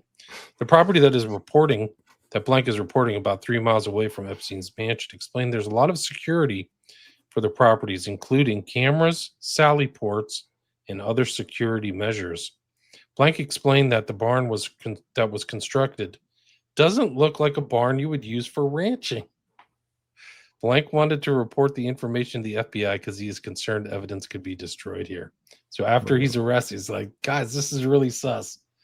Get out of here. You got to check this out. It's not the barn. And then we talked about the farm animals, the code words, right? Yeah, my God. Keep the chickens for the eggs and keep the horses for riding, right? Do you guys remember the David Lynch film Mulholland Drive, was it? Absolutely. Yeah. And the guy that came was like a rancher, and he was like, this is the girl. He's like giving instructions, and he was on a dude ranch. Do you remember that? Like, no, I don't. He had a big. I've seen the movie, but it was big like 10-gallon hat. When he went and told the director, ago. he was like, he gives him instructions. You go to the meeting, and you will pick the girl, and then like, I will see you one more time if you do good, and 2 times if you do bad. Very like a mob guy, but he was like wearing a rancher like cowboy outfit. It was very weird, something you wouldn't see in like a Hollywood setting, and it makes more sense now. Are you able to read this one? Can you guys read that, or should I read it? Man, I don't know if you can refresh, but I don't know why it's not coming in. I don't know. I can try to bring it up another way. Let me see if I can do this. Let me see if I can just bring it on through PDF. Okay. Because when we were doing the other document, I could see fine through the screen here.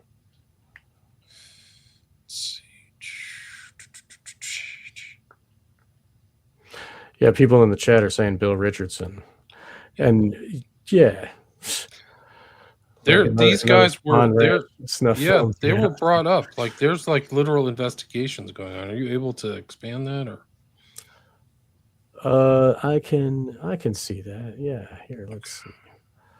On April 14th, 2020, Blank called the Albuquerque FBI Operations Center approximately 5 times in a 1-hour period to report a crime related to the Epstein case. He was transferred to NTOC, but he claimed NTOC would not take his report. He requested biological functions. I'm back. He requested to speak. I just had an idea. Sorry, hold on. I'm reading right now. Sorry. He was transferred to NTOC, but he claimed NTOC would not take his report. He requested to speak with an agent. On April 14th, 2020, Las Cruces duty agent called Blank using phone number redacted as well regarding the report. Blank did not provide clear information regarding the complaint. So that's April 15th, 2020. Go to the next place. Try to read that. Sure. In the below in the notes, authorized method, access example FBI DOJ records and obtain information from FBI DOJ personnel. Method databases checked. No, the next page. Sorry, go to the next. I have to go. Oh, you have to do that. You're on. It's on. Try the next page. Sorry. Okay. All right. So authorized. Okay. Method description. All right. This is interview or request information from members of the public. Okay. A bunch of redacted address, phone number, name. Was interviewed via telephone. After being advised of the identity of the interviewing agent and the nature of the interview, Blank provided the following information. Jeffrey Epstein's Zoro Ranch and affiliated cabins were used as a location for sex and giving victims of rape sexually transmitted diseases. Sex and STDs were then used as blackmail against rape victims from the ranch. The STDs then turned the victims' brains to mush so they could not tell their story. Several victims of Epstein are known to Blank. However, Blank would not provide further information about these victims. One female victim was raped multiple times and became pregnant. The baby was then sacrificed and buried at the Christ United Methodist Church near Blank in Albuquerque. Blank would not disclose the name of the victim or provide any further information. Blank stated that he would only provide the names of blank and blank from redacted as well, because their names were already public knowledge. He stated these victims had already been in contact with law enforcement on multiple occasions, but law enforcement did not do anything.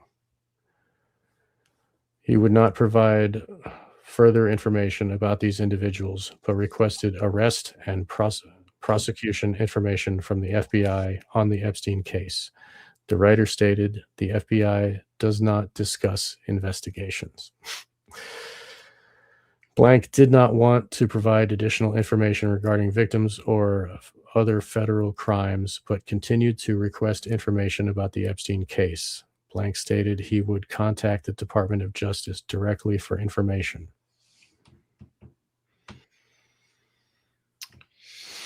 Pretty crazy, huh? This came into the FBI in 2020 and nobody said a squat. April 15th. That is so horrific to think about deliberately infecting them with venereal diseases like syphilis and stuff. Like, I mean, that is wow. This person doesn't understand. The thing is that the trumpet stuff is there. So in my opinion, they're saying they're turning their brains to mush. She thinks that it's, or whoever's putting this, he or she thinks that these people are being turned to mush by the STDs. Not in my opinion. There's other stories of people being drugged and memory lapse. There's some crazy information in these documents are so freaking crazy, you can't even believe it. There is a story that these guys were so sophisticated, they put this thing about this is Santino. I'll play this right now. This is a post from X called Byredo Bibliothèque Blink Twice. Epstein Island in the movie Blink Twice. The perfume and the people who used it could not remember the previous day, right? So their brains turned to mush. Blink Twice reveals that Frida and the other woman, and this is actually this Byredo, like it's in the pictures and Epstein stuff, is the same Byredo perfume of it's a type of like candle or something like that. I'll have to find this post. Wow. But it references a movie is called Blink Twice. Get this. The Blink Twice movie features when they go to turn on the Byredo candle, this is what they use to turn it on.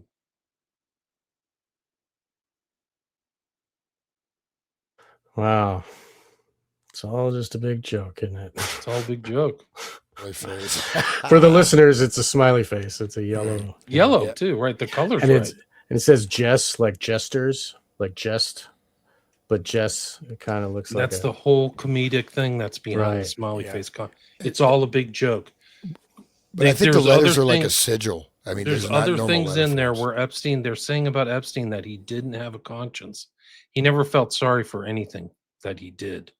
It was just all fun and games and a big joke for him. Like he just didn't have like a moment where he thought about the trauma or the use or the disposal of these people. How crazy is that? That's freaking crazy. I gotta go find this. Satanism, right there. I mean, it's just like over and over again. It's like, human sacrifice at Zoro Ranch, guys. Yeah. So they're doing investigation, right? Or they can't access? I have to go. You can access the investigation, but okay. Yeah, because for people who don't know, Jufrey said she was raped by Dershowitz at Zoro. Of course, but he kept his underwear on. Right. She said in her testimony in 2015. Sorry, I'm laughing. It's gross. I'm sorry. I also had sex with Dershowitz at Epstein's Zoro Ranch in New Mexico in the massage room off the indoor pool area, which was still being painted. Zoro the gay blade, right? What a hell. I mean, Zoro with his mask, right? His domino mask. I think I mentioned that on Twitter there. Like the guys, that's the mask that they wear at Eyes Wide Shut party there, at the ritual. The whole Venetian thing and the costume ball, and you got a picture. Right, and you got a picture of what's her name? Ghislaine with the whole fluffy, feathery one and then they got a Weinstein there, and also Epstein is dressed up like a naval officer. Oh man! I feel like reading this one. This kind of goes into the New Mexico Juarez connection. This is another one. This is from 2019. So all this stuff is incoming to SDNY. Do you want to read it? Anybody? Sure. Let's see if I can find this. Go ahead. All right. Title: Lead forward to Legat, Mexico City, Mexico, 10/9/2019. Of blank, Turner stated he has some type of Mexican deputization and is working along with a female former South African law enforcement official on the Mexican investigation.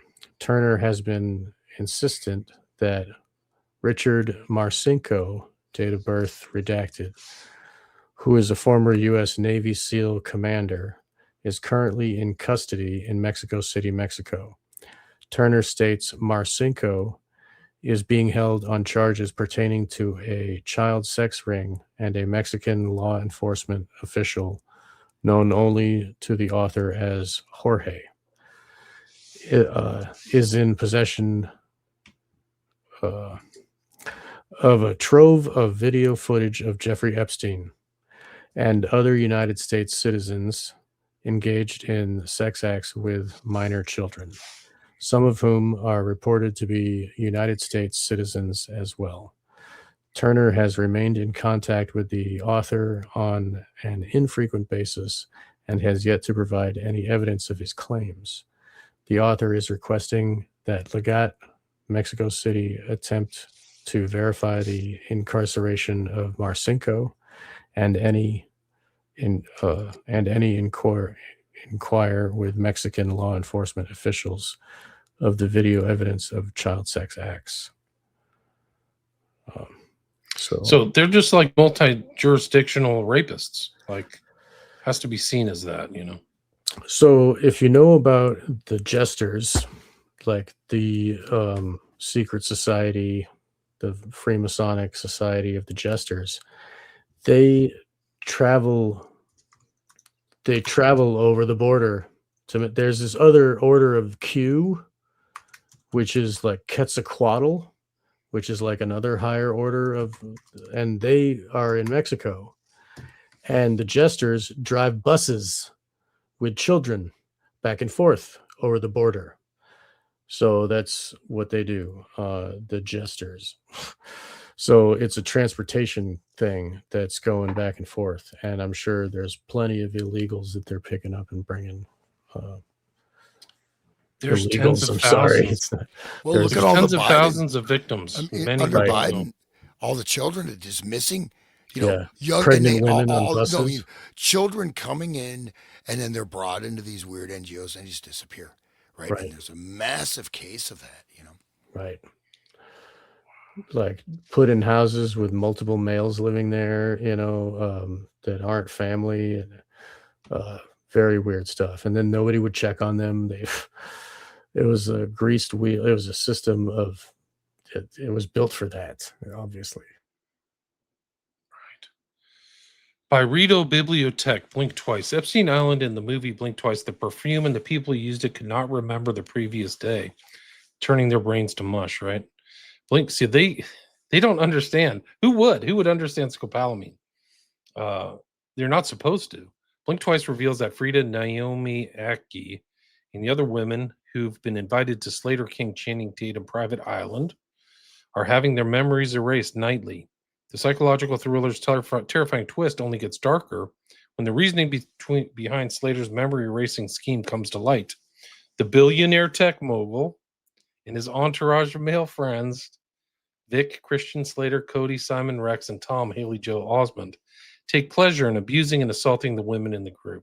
Misogyny, disposable females. Erasing the survivors' memories means the men can continue abusing the women without being held accountable. Right, so this is why it's been going on for 3 decades. They're using this stuff, I think.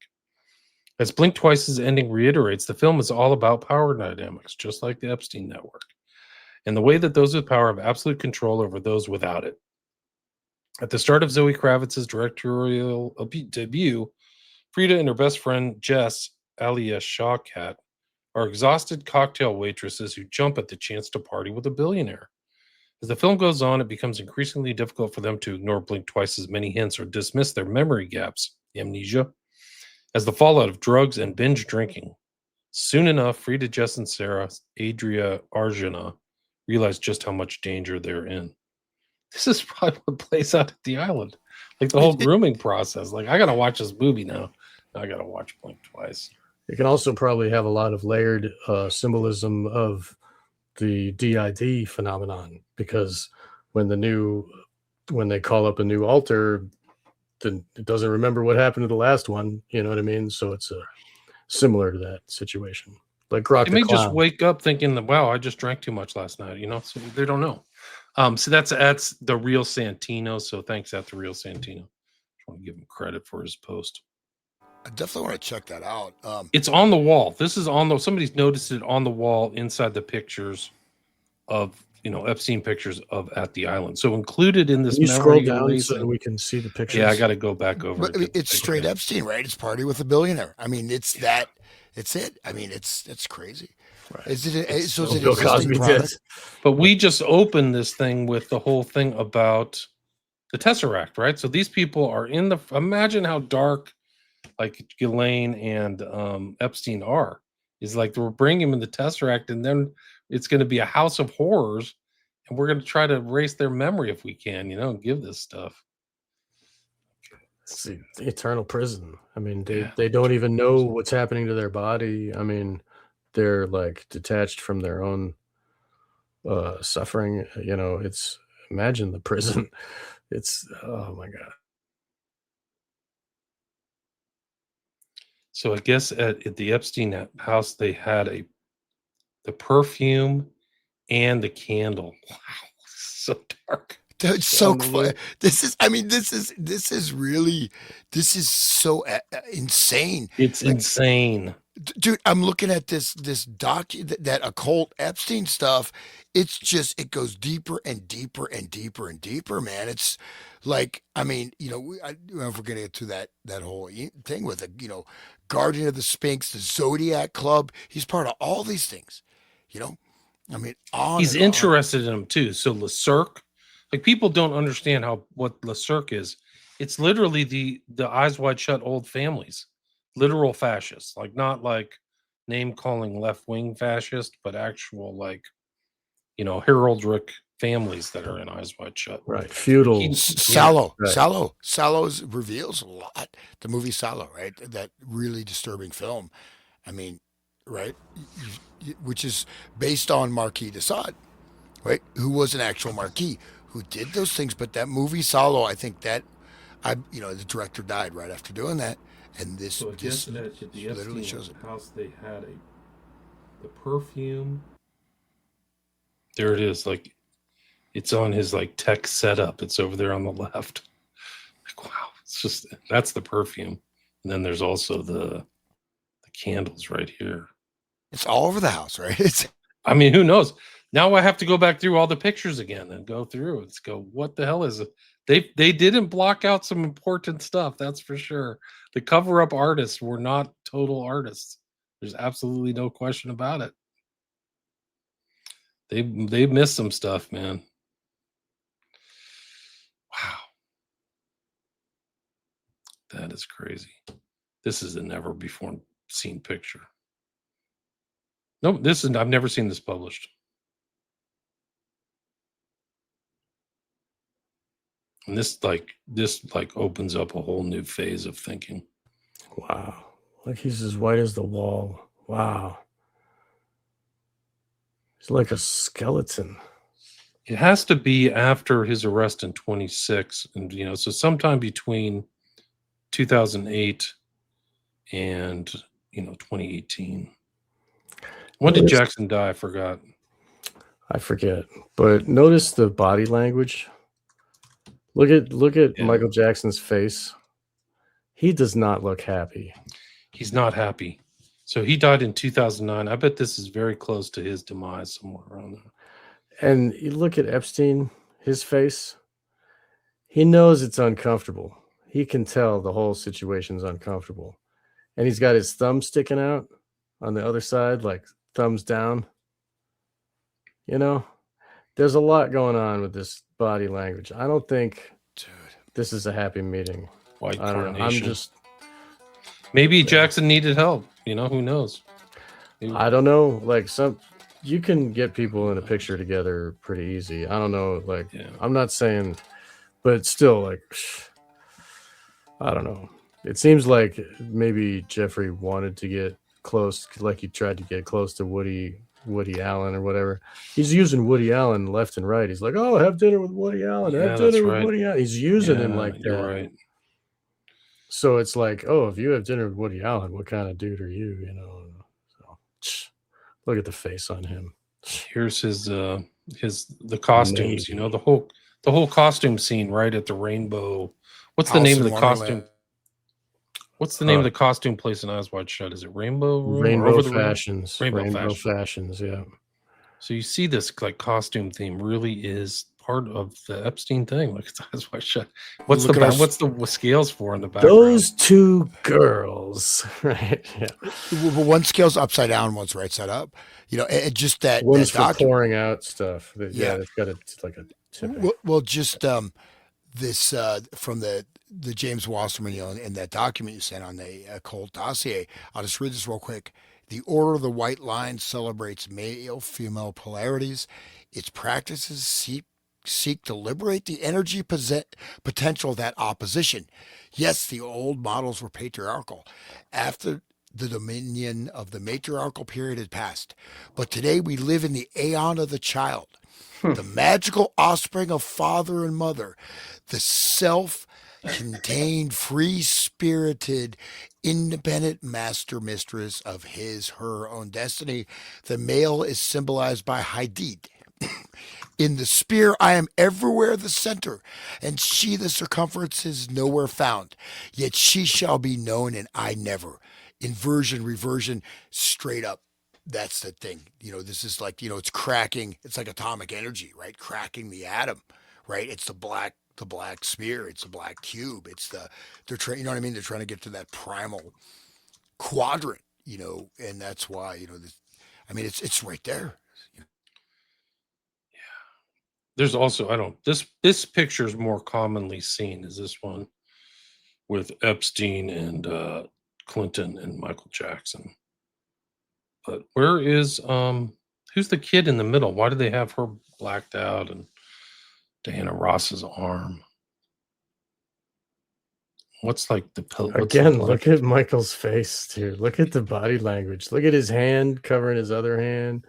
He's like covering his genitals with his hands. He's like, don't abuse me. Get me out of here. Like I'm trapped. Help. Yeah, and he's got this blank face, almost like, oh no, like he's gonna go into one of those like. He doesn't seem happy, does he? He's like, well, no, I guess I have to be here for some reason. I don't know what it is. Bill Clinton's like, I got him. Bill Clinton has that smile, like Slick Willie smile. He just never can stop that. And then Diana Ross, who But she's oblivious. If she's in on it or not, she looks happy. But Michael is definitely not into that situation. Well, he has that lyric in one of his songs, right? Screw me, Jew me, any way you do me. So, but I do. A lot of people think, maybe he wasn't a pedophile. Maybe he just had such a broken childhood that he may have actually been a good person that was trapped in this matrix, and you can see that he doesn't want to be there. Like, and you look at them and even the way Diana Ross is looking at Michael Jackson, but it's like, oh, you're this far up. You have to participate. You can't back out. I don't know. I mean, maybe he needs help. People are calling Epstein for help. Like, hey, there's a problem. Something happened. I got tax problems. I had some naked stuff come out. I've got a friend who's like this. So maybe Jackson had a problem and he just needed a solution that wasn't above board, needed a sub rosa solution. He had no morals, dude. The guy had no freaking morals. Like, people are saying that he did not have like the sense of like, oh, I did something wrong. He just didn't have it. And when he introduced himself, he's like, "Oh, you know me. I represent the Rothschilds, right?" And what is I mean, that whole thing, people should. Right there is a red flag. And then, he not only represents them, but he also represents this Les Wexner guy, and he's like. He's speaking for them, and he's making interconnections for all these people. There's a lot to that. He works for some important people. Yeah, he has contacts. He has contacts somewhere. He could probably just do just about anything, and just there's that on the document on page, Epstein and Mark Fisher, thought about our conversation remeditation. Actually, it's not that hard. Why? A Jewish soul has a very different structure, different ingredients, components, relates to its higher levels differently, has different higher levels, relates to itself and other people in a different manner than a non-Jewish soul. To use repair methods meditation on something as sensitive as a soul requires the right tools. You cannot fix an Aston Martin with a Ford pickup truck tool set. Okay. So it's off for the chemo.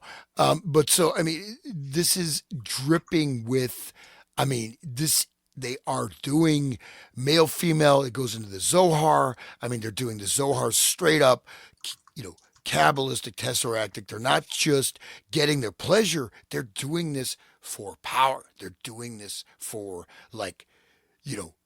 It's an internal part of their soul. Like they're expressing their soul in these actions, right? Also, it's innate superiority because, the thing is, you think about it, most of us, I hate to say it, what kind of lives do most people end up living?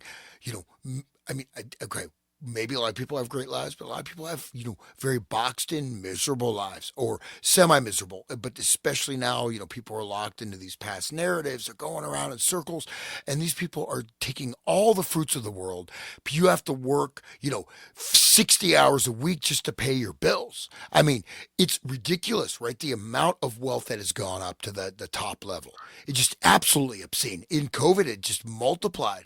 I mean, the thing is, they're stripping away not only the knowledge base, like in the education where people don't know how to think, but they're just trying. It's like the whole thing of the rewilding. What that means is what you have to stay in your smart city box. You can't go to the natural area. That's only for the elite class, which is the billionaires or whoever they think they are.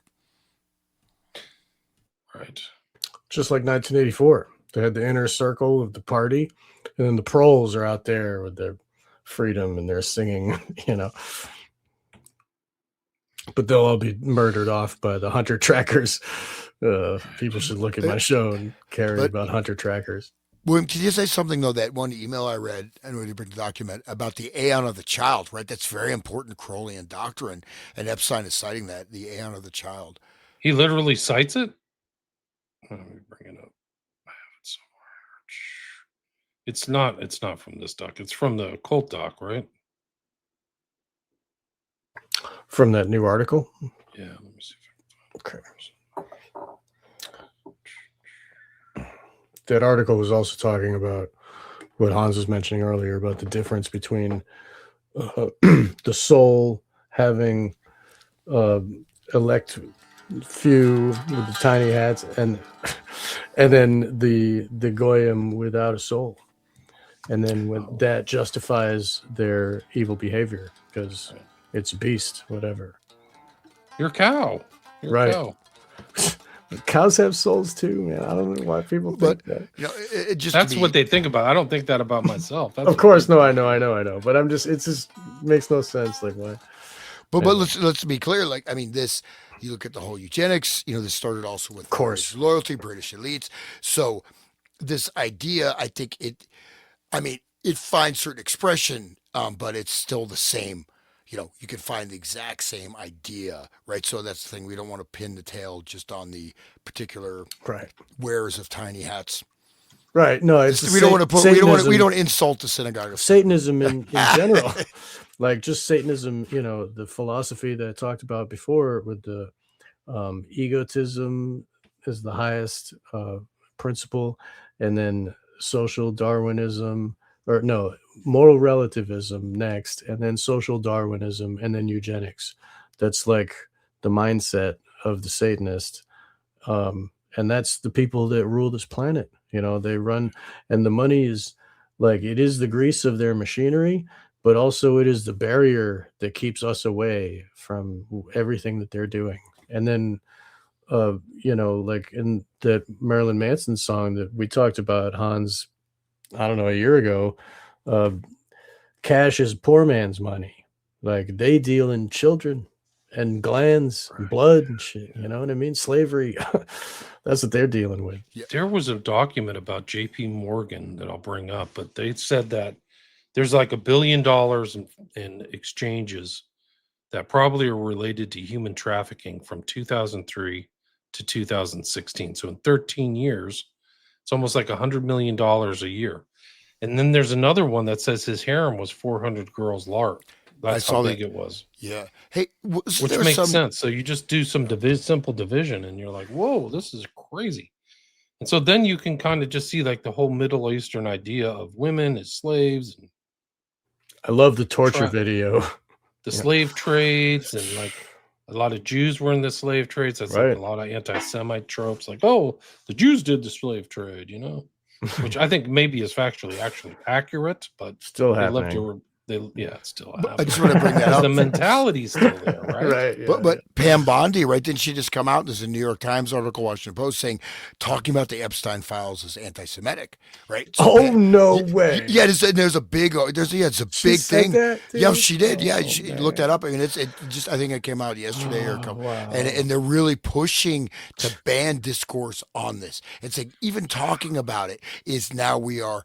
1984. Well, no, I mean the goal is to make what we're saying illegal, right? So we can be arrested for our speech right now, our information, our mimetic self-defense. It's not 2 even plus 2 is 4, motherfucker. Yeah, like they want to be able to.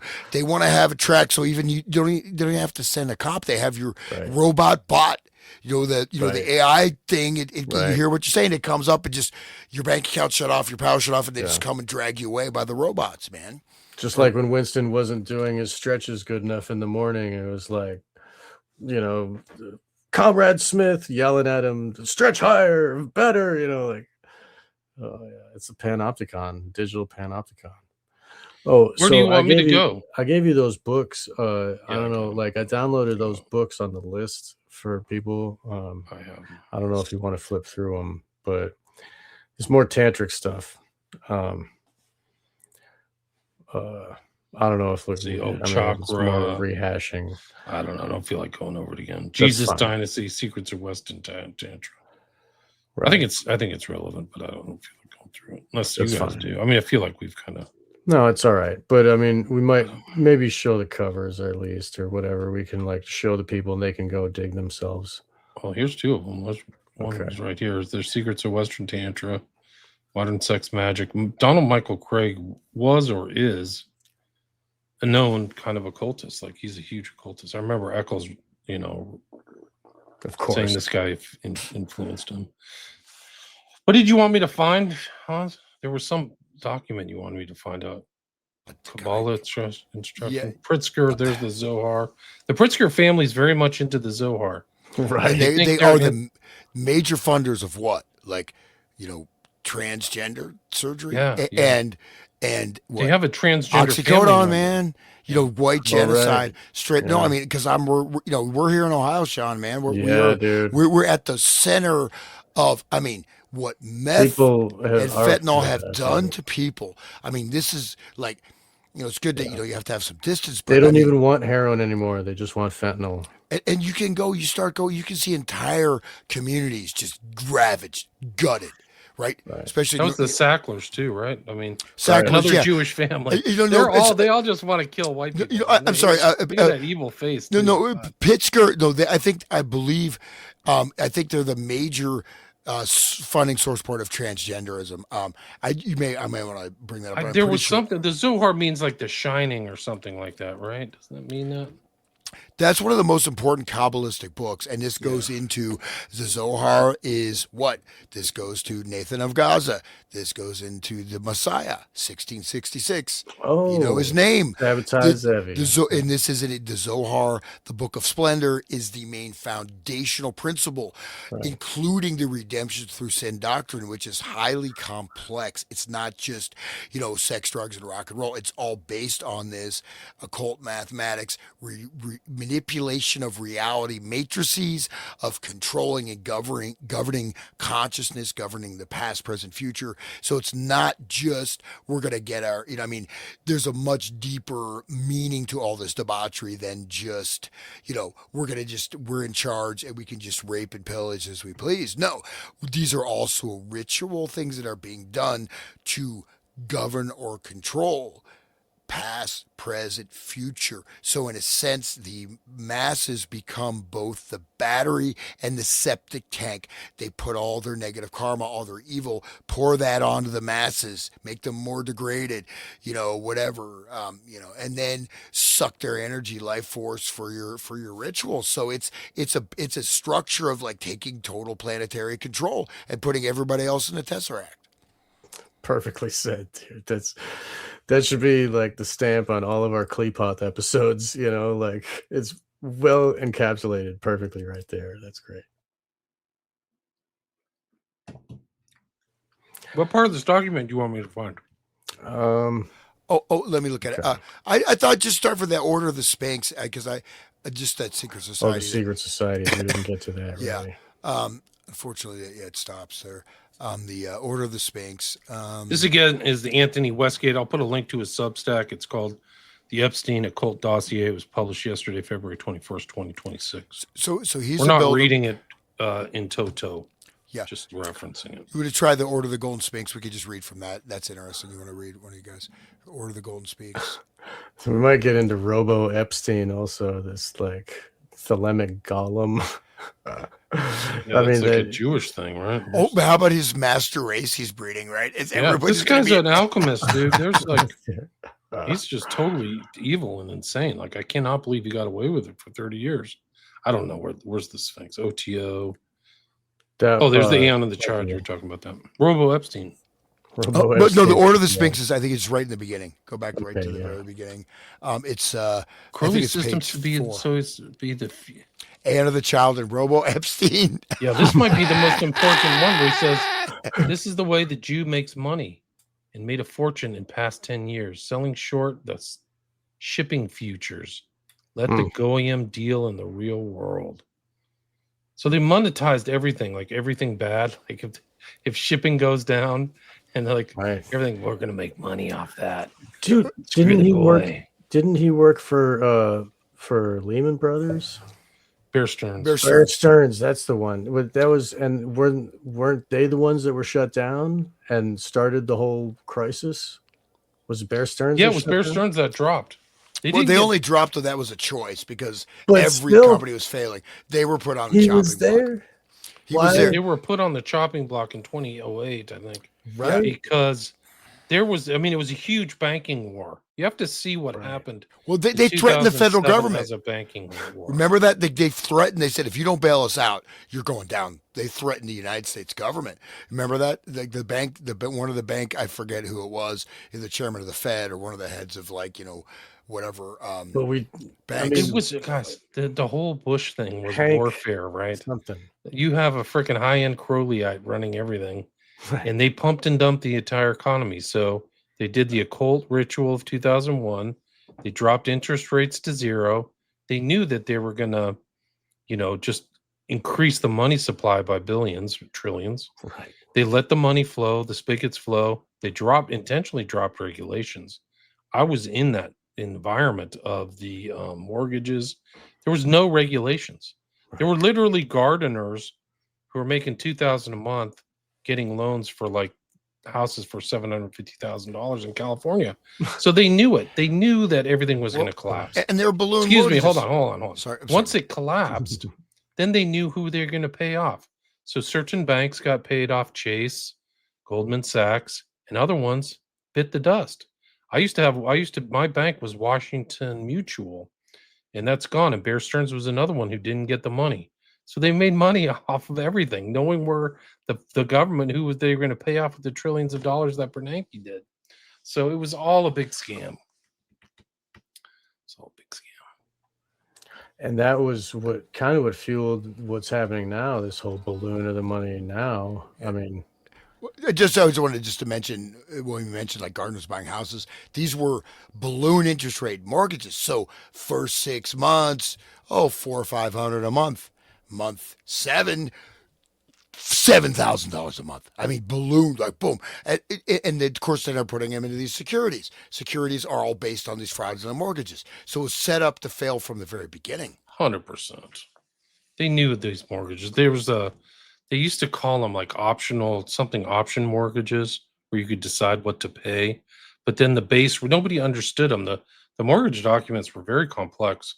And then they have this underlying kind of interest rate increase that nobody ever knew. Like, whoa, they were all going to fail. So they did. All that paper failed. But this guy, do you guys know who Michael Glertner is? No idea. He's guy. He's talking to Epstein about the Shohar and I Have a Jewish Soul and right, yeah, David Glertner. He's a Yale computer science. Guess what his claim to fame is?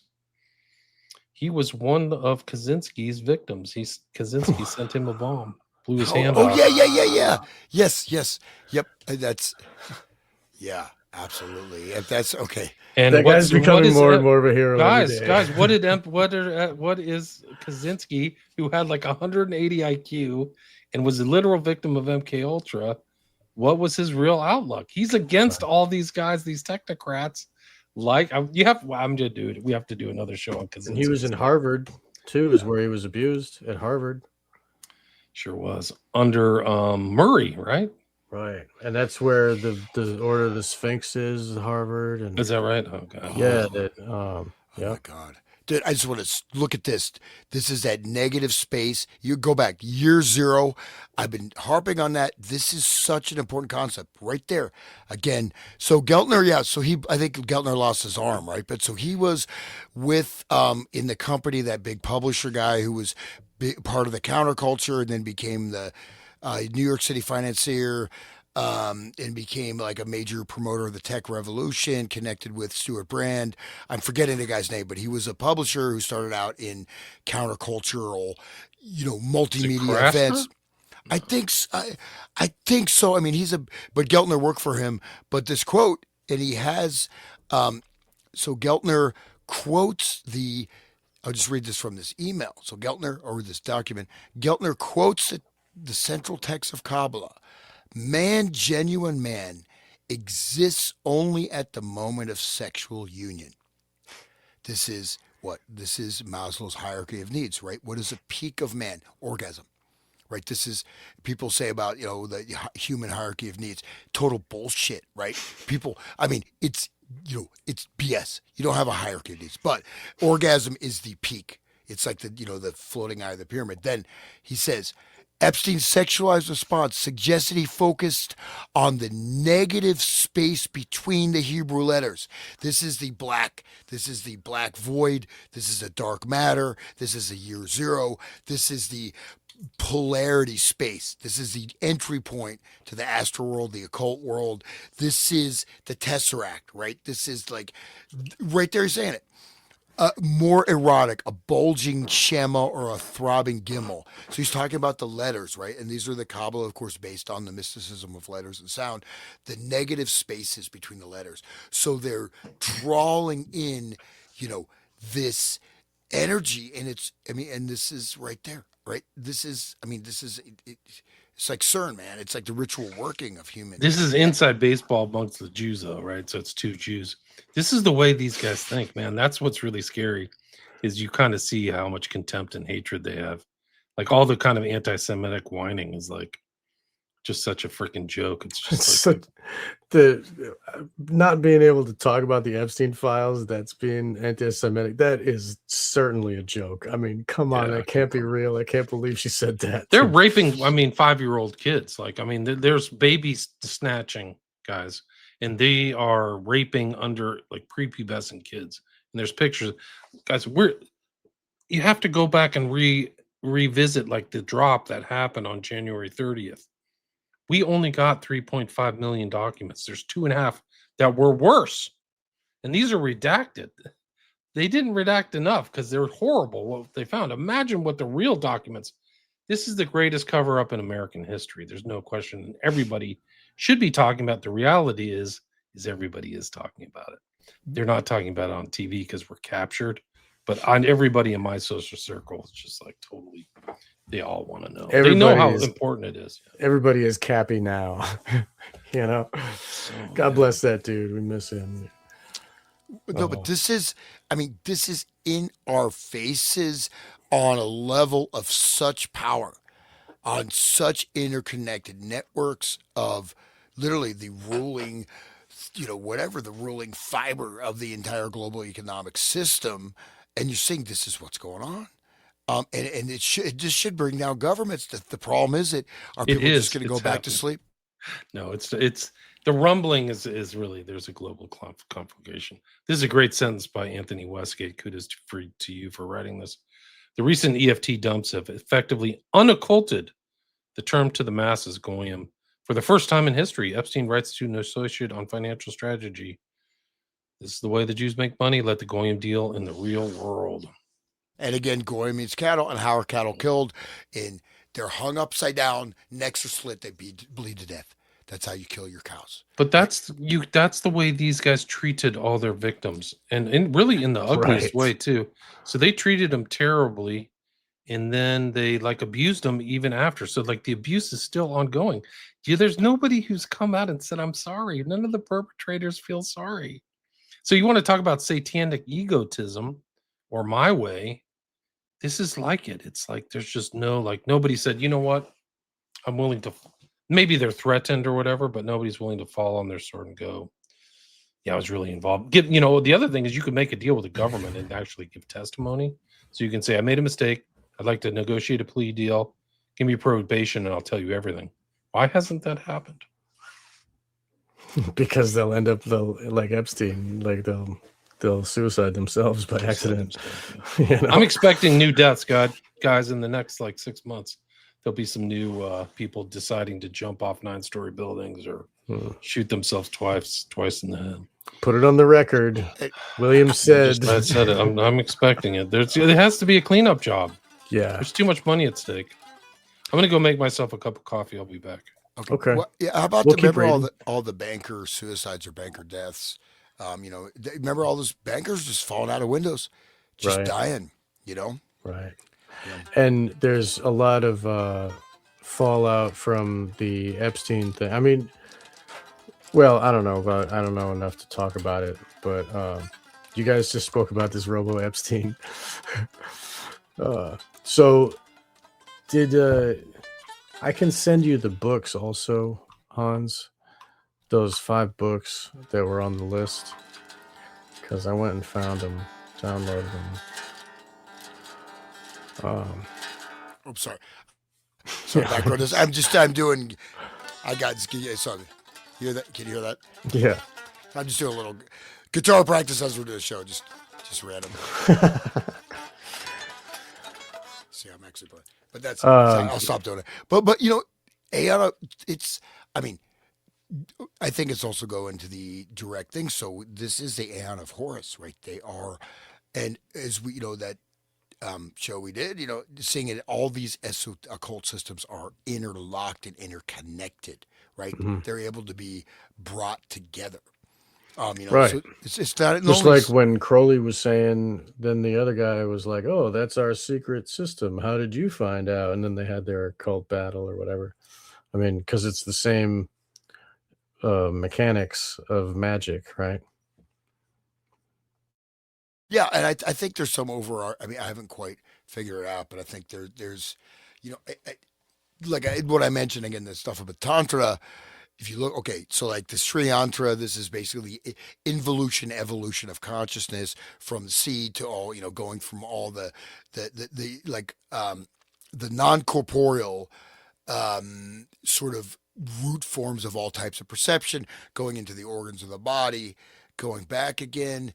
So it's in a certain way, but this is Tantra in this definitional space, right? And so, but I think that I think this.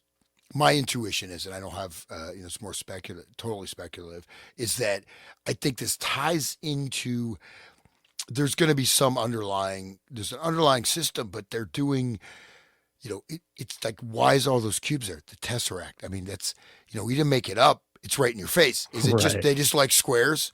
Maybe they just like squares. That's, you can say, oh, we love squares. Right. But those symbols put the image, they put the force on the brain. Just like when you go to a Tool concert, they're giving you all those symbols and they're using those numbers and math and the drums, you know what I mean? Because it's affecting people subconsciously, And I think, most people have no idea of what actual reality is and what they actually are in reality, right? Or potentially you can be, right? So, the potential, and this is what, and the thing to me is that, the basic tragedy is that, the just simple, maybe you're a farmer, maybe you're a pioneer, maybe you're living in a teepee, but you have a basic human experience. You have your kids, you got your relatives, you have your food, and that groundedness has just been stripped from us. And so because of that basic shattering, right, of, humanity that, that's why all these, cults or this and that can spring up, because you don't even have your basic sense of just being a human being. And people feel in prisons because they are in prison, right? Um, and then just, Yeah. like the friggin' taxes, this, that, and it's, and even this, part of these things are, algorithmic nudging, right? So either through, you can have like little bits of information, again, you just slight little nudging. Oh, and then you make a decision. You think it's your decision. No, it's been done because these little bits of information have been implanted. But that goes into also planned frustration. So they integrate frustration. And I saw, I've got a document somewhere. It was some lady, whatever, doing something, some kind of project, and in the AI, and she finally said to the AI, what are you doing to me? He's like, and that whatever, The Beelzebub, whatever, Right. demonic. It said, no, I'm generating a state of frustration. So they create frustration on purpose. You look at the Wow. customer service. This is being done as a psychological tool. It's not accidental, right? You'd think you were in 2020. I'll just swear, forgive me. 2020 fucking six, and we're still driving around internal combustion engines. Where's all the technology? How much better is our lifestyle from 1950? Except it sucks more, just because, okay, we can get information access on that. But so the integration of these frustration algorithms into customer service, into financial services, it's fascinating to see these are being done deliberately. Okay, this is being done deliberately and serves as another goading tool for humanity. So, welcome back, William. Have a fresh cup of coffee. I mean, there's so many comments, guys. I don't even know how I can keep up. There's 540 people here. Maybe. Oh wow. It's like I don't know. I'm I trying to feel figure. like I'm a star, man. Hey, I'm Michael Jackson. Okay, I'm just I kidding. don't know how we can It's get this. awesome. I don't know how you can share so many people. Like, Gird your loins if you're Michael Jackson. That guy see. can dance, though. For real. They're all fighting with each other. It looks like. Just a funny, Oh man. funny anecdote. Yeah, we don't have any. Yeah. We don't. I already have banned a anybody- couple people. And we don't have any admins in there except for Let me see if William. I can make you admin. That's a good idea. I've never done it. Is there a way? But I have to say, Michael Jackson saved my life. Why? So I was at a gas station in a very bad neighborhood late at night. There's like four huge dudes, and I'm in there. They're kind of pushing me around at the counter. It's like, you motherfucking white guy, I want to kick your ass. It's like, and they're like, these are big dudes. And I said, you know what? I'm blacker than you. Watch me moonwalk. I can dance like Michael Jackson. They started laughing. They became my friends. Like, if I'd taken the wrong, literally, I was like, watch me moonwalk. And they laughed so hard. They decided not to kill me. So it was pretty cool. That's great, man. But that's perfect. It shows that your personality really well. it's like so I have to say, Michael saved my life. That's like your method of living life. Like when trauma comes at you, you're like, watch me moonwalk, and you go hide in the bathtub. Log in. So I there's don't hide in some the way I bathtub. can make I'm you guys kidding. admins. I know. Admin so you can see something. You might be manage. Because we do have Select the accounts. Go to the members tab and invite members. Okay. People. Holy smokes. Name and headline. Oh, see, I switched to guest to something else. Somebody, one of the comments is showing people you dance is a fun way to make friends. That's great. Yeah. Especially when, it's a height of Black Lives Matter. And you're like, I said, you know what? I'm just as valid as you are. I'm a white guy. You're a black person. That's fine. But They never heard you play funk music. No, man. they didn't hear me. I said, but you have no right. You have no right to push me out or try and intimidate me or threaten me. And I'm proud of who I am. You don't need to fuck with me. And that Right. didn't help with these dudes. They're like, let's get him. They're all waiting for me outside. Like they're ready to fucking kill me, man. I'm like, but it was fun because they literally became my friends. Like that shows that tension though, it Yeah. doesn't have to exist. It's programmed, right?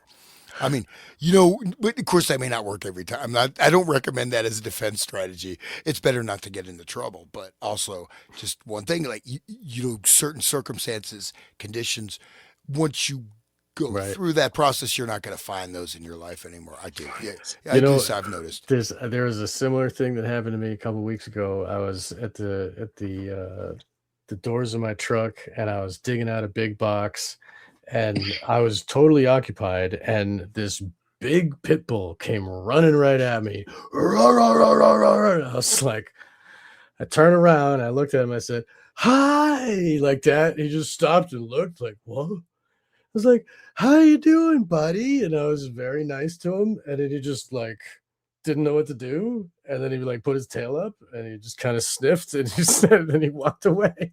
It was really wonderful. That's awesome, dude. That's right there. That's exactly because you could have been killed by that pit bull. I know, very dude. easily. It just hate because I'm the mailman or whatever, just to kill him.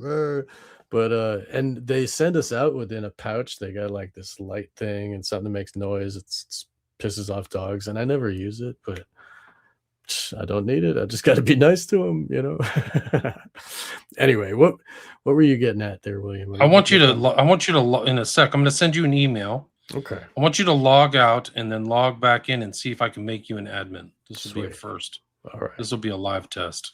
All right. I just have to get your email address out. But I know it's 93 something. I'll do the same for 93.wakethedead@gmail.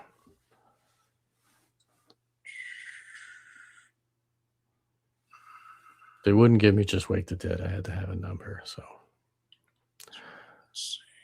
I was trying to take back the positive. The other thing is, if people want, I mean, I'm up for it. I can just send you a link. You can just pop into the stream if you have a question or you're really dying to say something, because I know people are like asking me if I can see the stream, but I can. Maybe we should hit the chats. I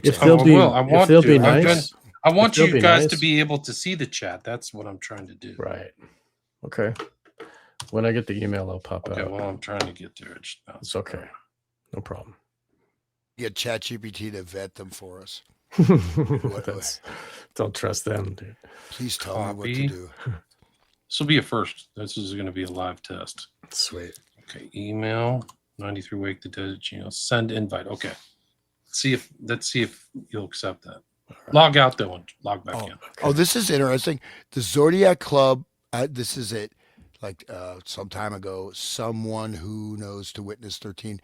The Zodiac Club was at the beginning of the most recent haunted mansion, which started with the Zodiac Club and also talked about MIT femtophotography. You know anything about that, William? I don't. I do not. So Zodiac Club haunted mansion. I'm not sure. Is that a TV show or something? I don't know, but it sounds interesting. MIT femtophotography. I don't even know. Femto, spell that. What do you mean? FEMTO. Just a random comment. I have no idea. Learning something every day, man. This is a great article. Anthony Westgate. I'll put a link to his Substack. He did his homework. I think this is like 27 pages. Okay, Sean's back. And this is like only part of it, right? We didn't cover all of it. I'm deliberately not trying to cover all of it. So this is super interesting. There's additional stuff on his Substack. You can continue reading posts for free, courtesy of Anthony Westgate. It just started getting good. It stops. But so femtophotography, experimental nuclear physics, is a technique for recording the propagation of ultra short pulses of light through a very high speed, up to 10 to the 13th power frames per second, equivalent to an optical impulse response of a scene, light in flight recording, macroscopic holographic process. So I'm not sure exactly what it's used for, but it's pretty super advanced, and it's used for something weird. Seeing around the corners, being able to see around corners. I think it's almost like sort of a time vision, some kind of weird physics thing you can see in the past or the future. I don't know. That's at least my gander, but anyways. I thought I saw him pop back in, but I don't know what happened to him.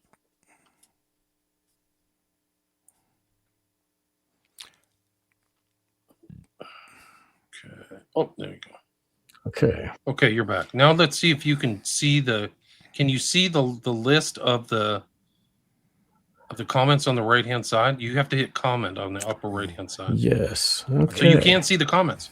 Yeah, I can. Okay. Yeah. I'll be back to the very top. Do you want me to make you an admin? I mean, Hans? Then you can see the comment. Then you guys can read the comments. I can actually see them. It looks like I can on my side if I go on the tab. So, yeah, I'll be right back in just a few minutes. I'll let you guys continue, and I'll be right back. Okay. See, I thought it was my understanding you weren't able to see the comments.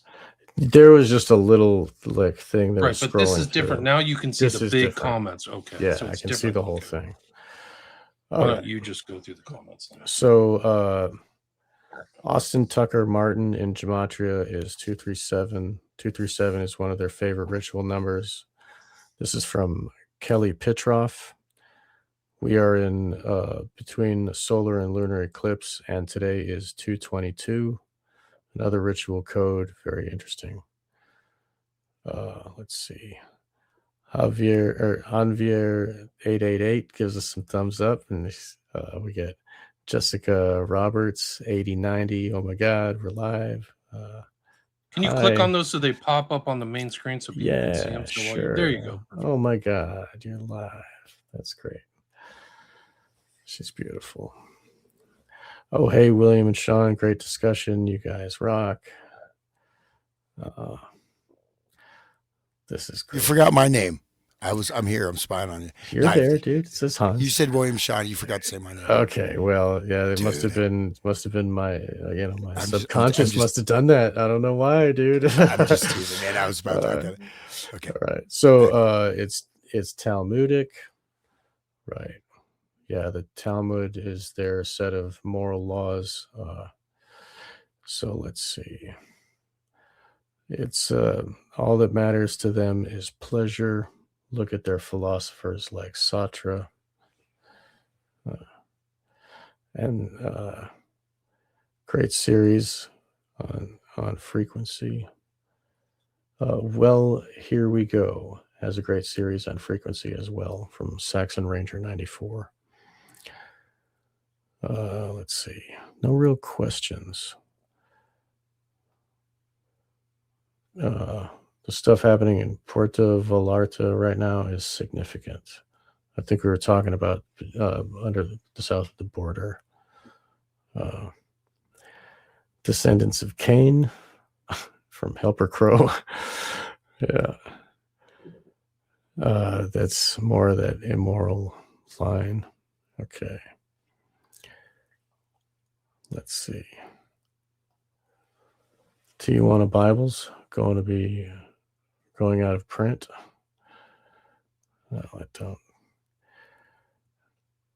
Dude Ranch, Manson Spawn Snuff Ranch. Yeah, probably so. Someone who knows to witness in 13, whatever. Yes, we agree. It is probably another Spawn Ranch situation. Do you agree, William? It seems like it. It's like a movable, but Manson was stuck in one place. This is like a Manson family that flies around on jets. So it's crazy. Right. Manson had to borrow his ranch from that movie guy. Right, but it's like they're up to all kinds of nefarious stuff. It's not just the trafficking, it's money laundering and tax evasion. And they seem to be buying influence, and they seem to be subverting political parties or making their own politicians, and also involved in media and celebrities. Like it's not as simple as just one guy who's a bank robber, you know? Right. They only protect the identities of the perps. That's true, right? They haven't released it all, and they haven't covered up the names of the victims. That was all exposed. All right. So all harmless cosplay, I'm sure, right? Okay. She's talking about the costumes again. Yeah. There you go. Mexico, right?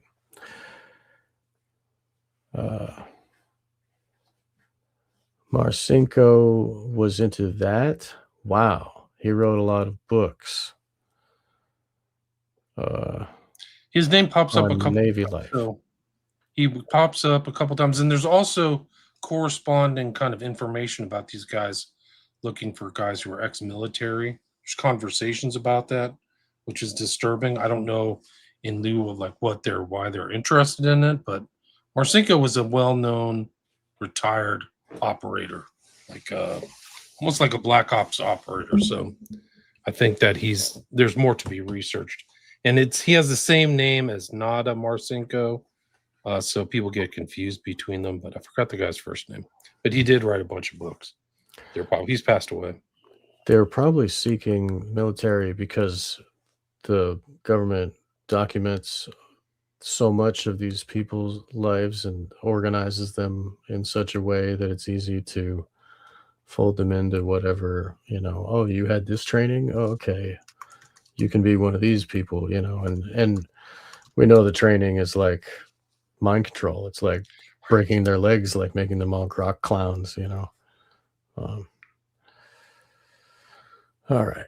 So, let's see. From Miguel Montoya, Kabbalah is the technology behind the creation of computers, internet, and AI. Epstein is a golem like Frankenstein. Epstein in Yiddish gematria is 1100, meaning foundational stone of vril energy. Wow. That was in the book. The vril energy is that kundalini, right? Interesting. 237 is a shining room. Big eye roll. Yeah. All right. Let's see. The Zodiac Club was in the beginning of the most recent Haunted Mansion.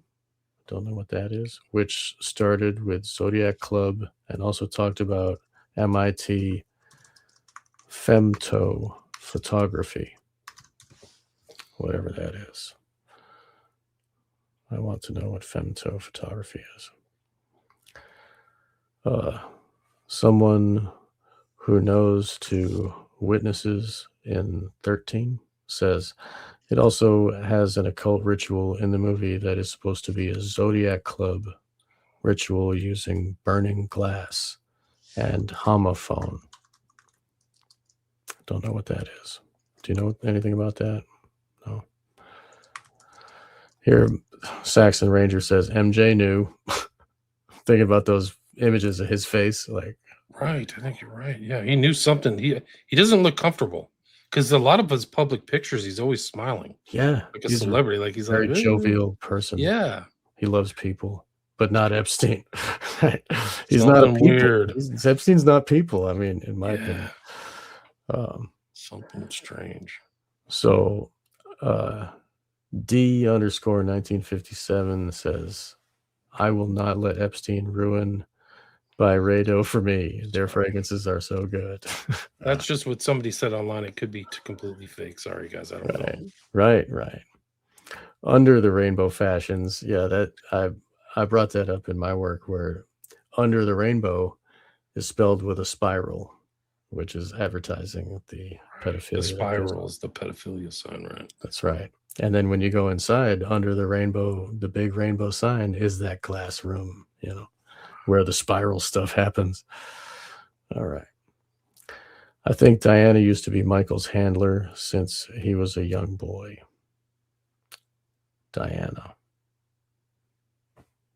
Oh, Diana Ross. Right. She was in the picture. Right.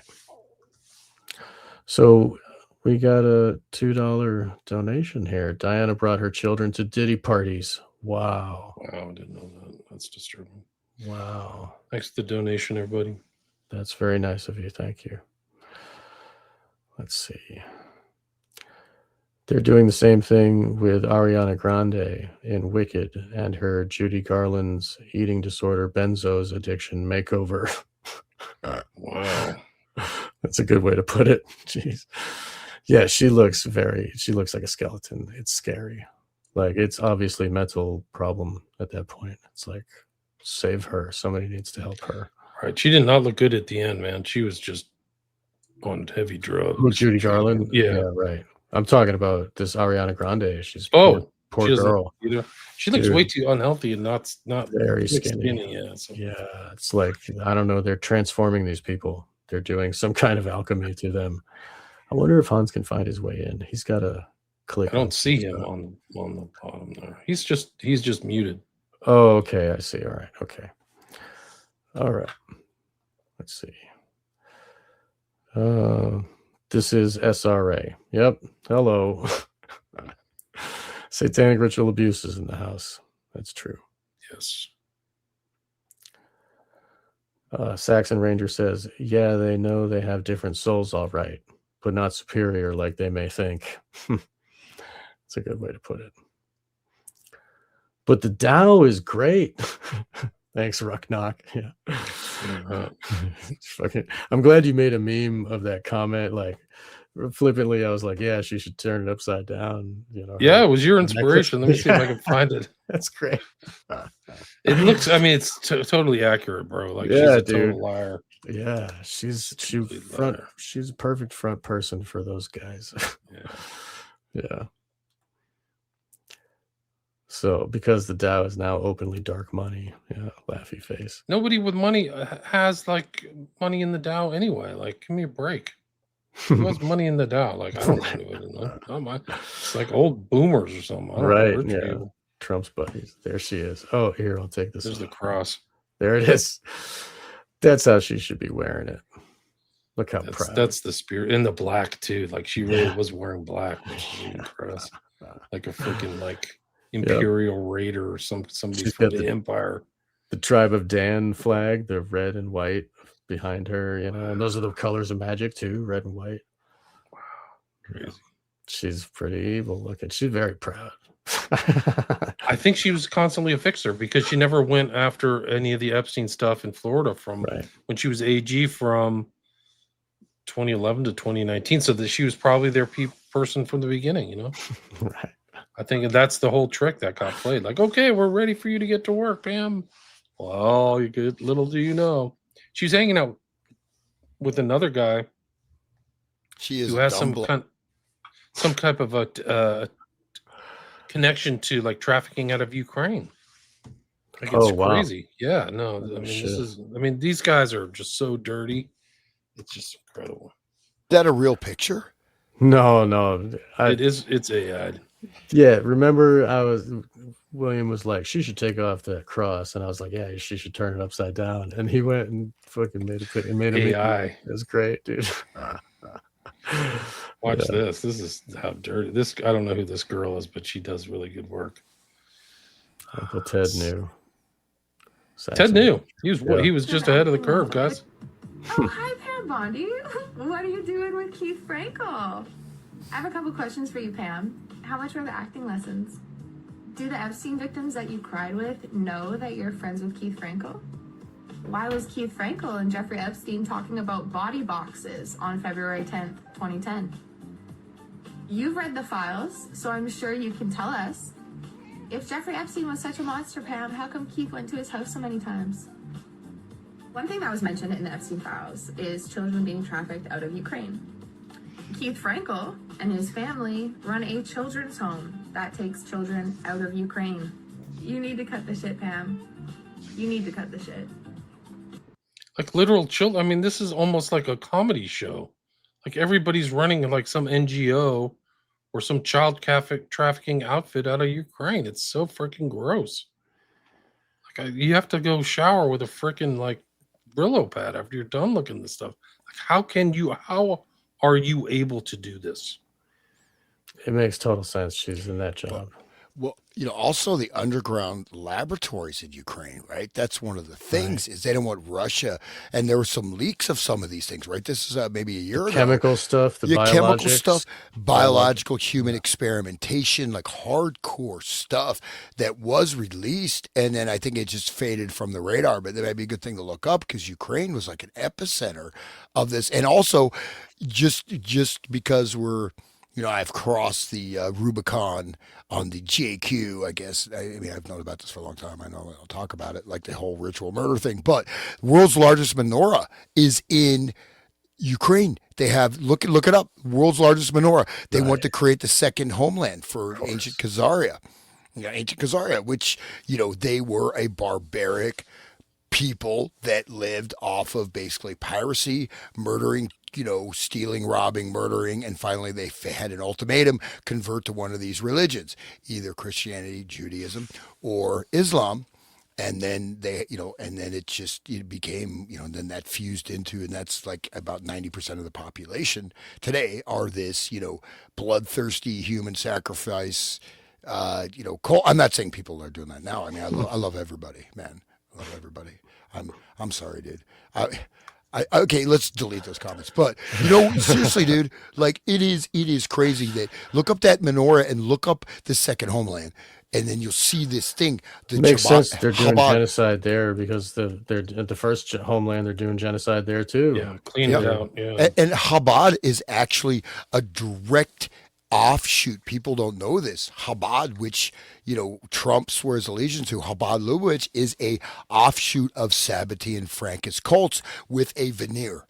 Okay, but they're doing this Sabbatean doctrine, and they're looking, this end times, right? Year zero, the end, the full, this is it, right? I mean, and so the Chabad thing it's massively powerful, and they're, basically, Trump is dancing to their flutes, their panpipes, and their sacred grotto, Right. with their lizard, worship the lizard king or whatever, man. Bill And Clinton's there.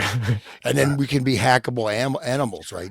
Novel Harari or hackable animal. It's like, come on, dude. Like we don't even access 2% of our human potential that's inherent in our actual existence. Why you need to hack it. Why you need to put something in the brain.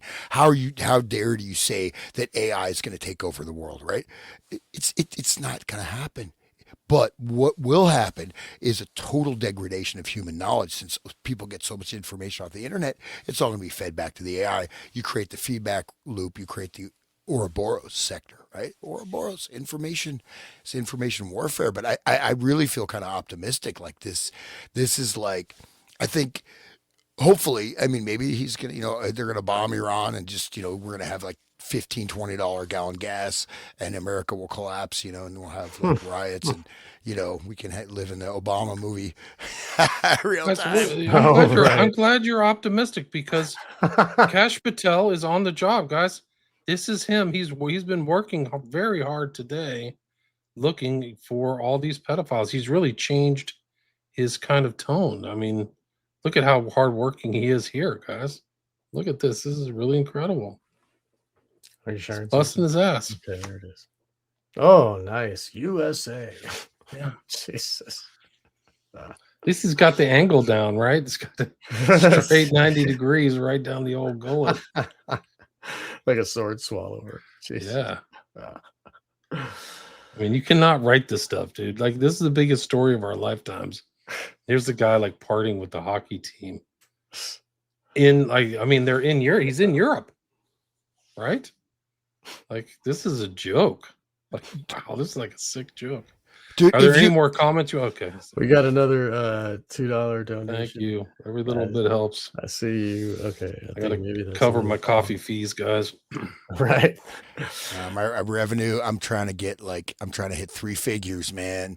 That's my goal. I think I shouldn't have bragged world's most popular podcast at 90 followers. And it went down, 90 subscribers, it went down to 89. Like, somebody heard that, they friggin' canceled. That's your karma, bud.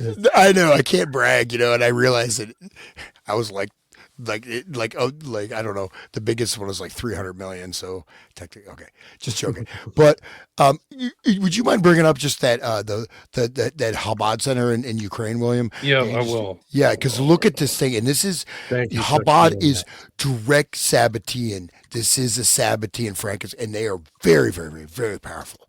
They are behind the scenes. You look up pictures, you see every world leader, and you see Trump like literally like he's cowering before them. Oh. You didn't mute, did you, Hans?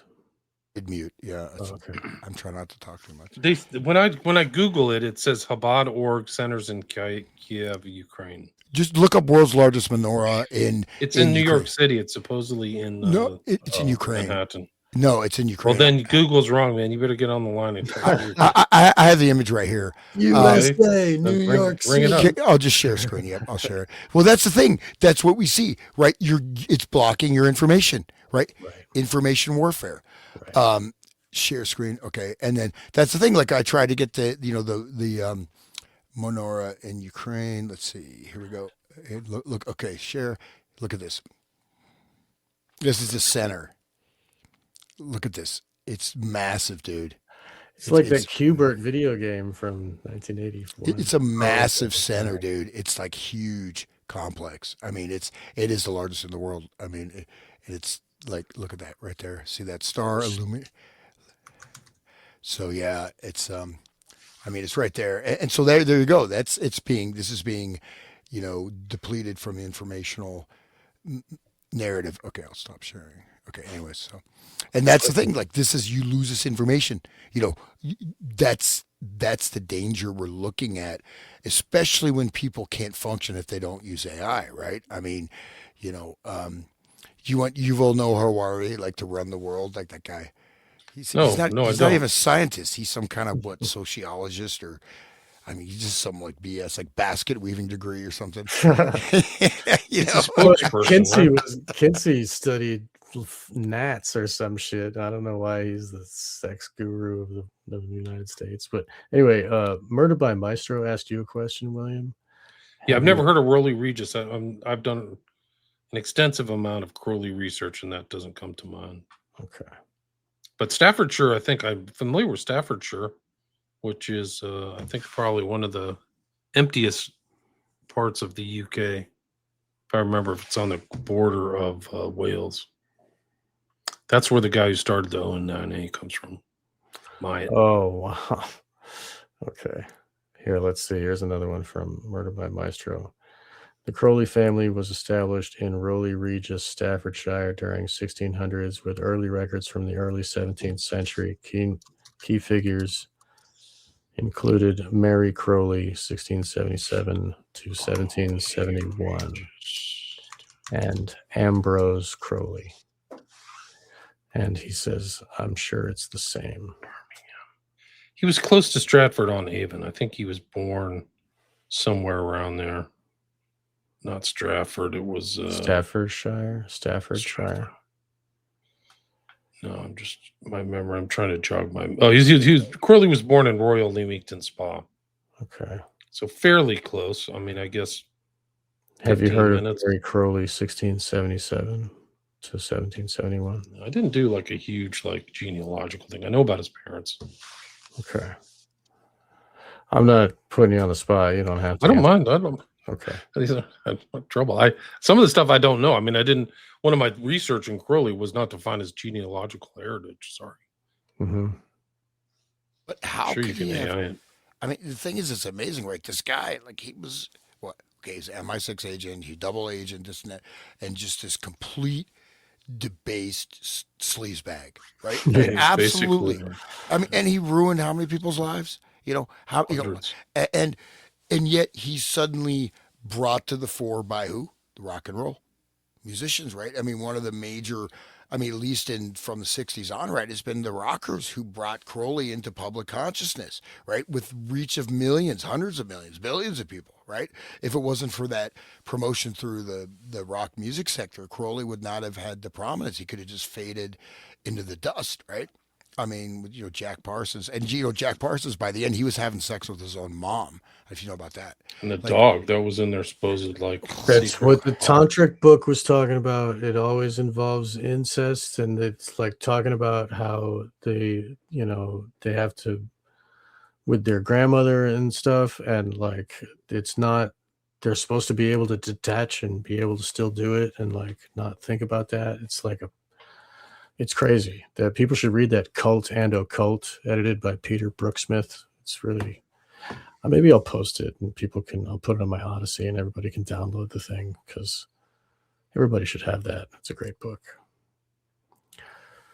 All right. One thing I'd just say, of course you have Nietzsche's book, right? Beyond Good and Evil, Transvaluation of All Values, right? But okay, one level you can say, okay, what people say is good. These are just categories. They're not correct. But I think even an infant, even dogs have a sense of good and evil, right? I mean, they do, right? So we have a basic sense, right? And if come on, I'm sorry, what's good, what, I don't think you have to think about it that much. I mean, Is it right if I rape this girl and drink a baby's blood while I make $1 billion business deal that will put millions of people out of work? Oh, I don't care. If it's right for me.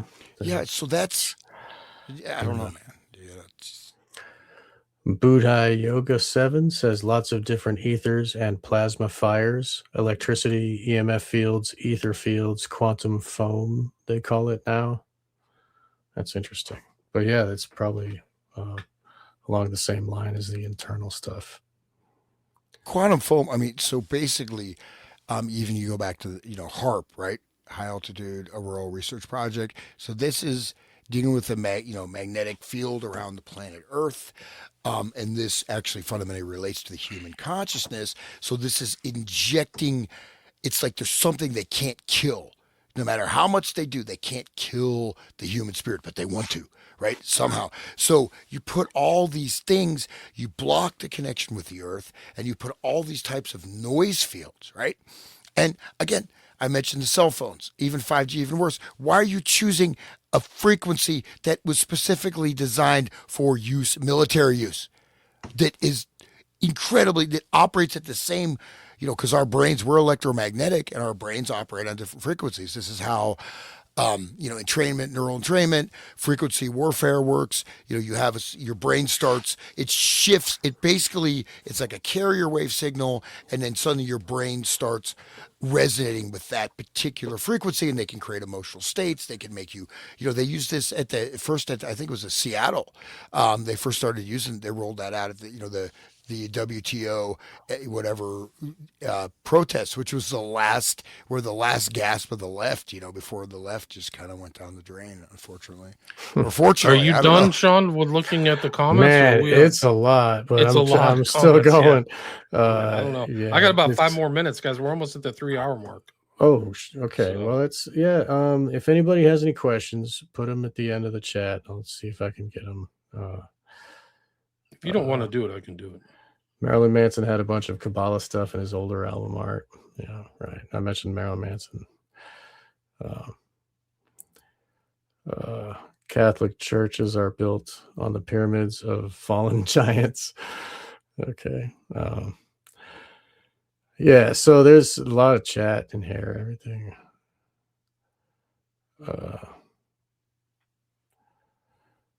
Oh wow! Are you able to see? Somebody's accusing you of being one of them, William. Not like an Epstein. No, like you're a CIA. You want to bring it up? Yeah, bring everything. It doesn't matter.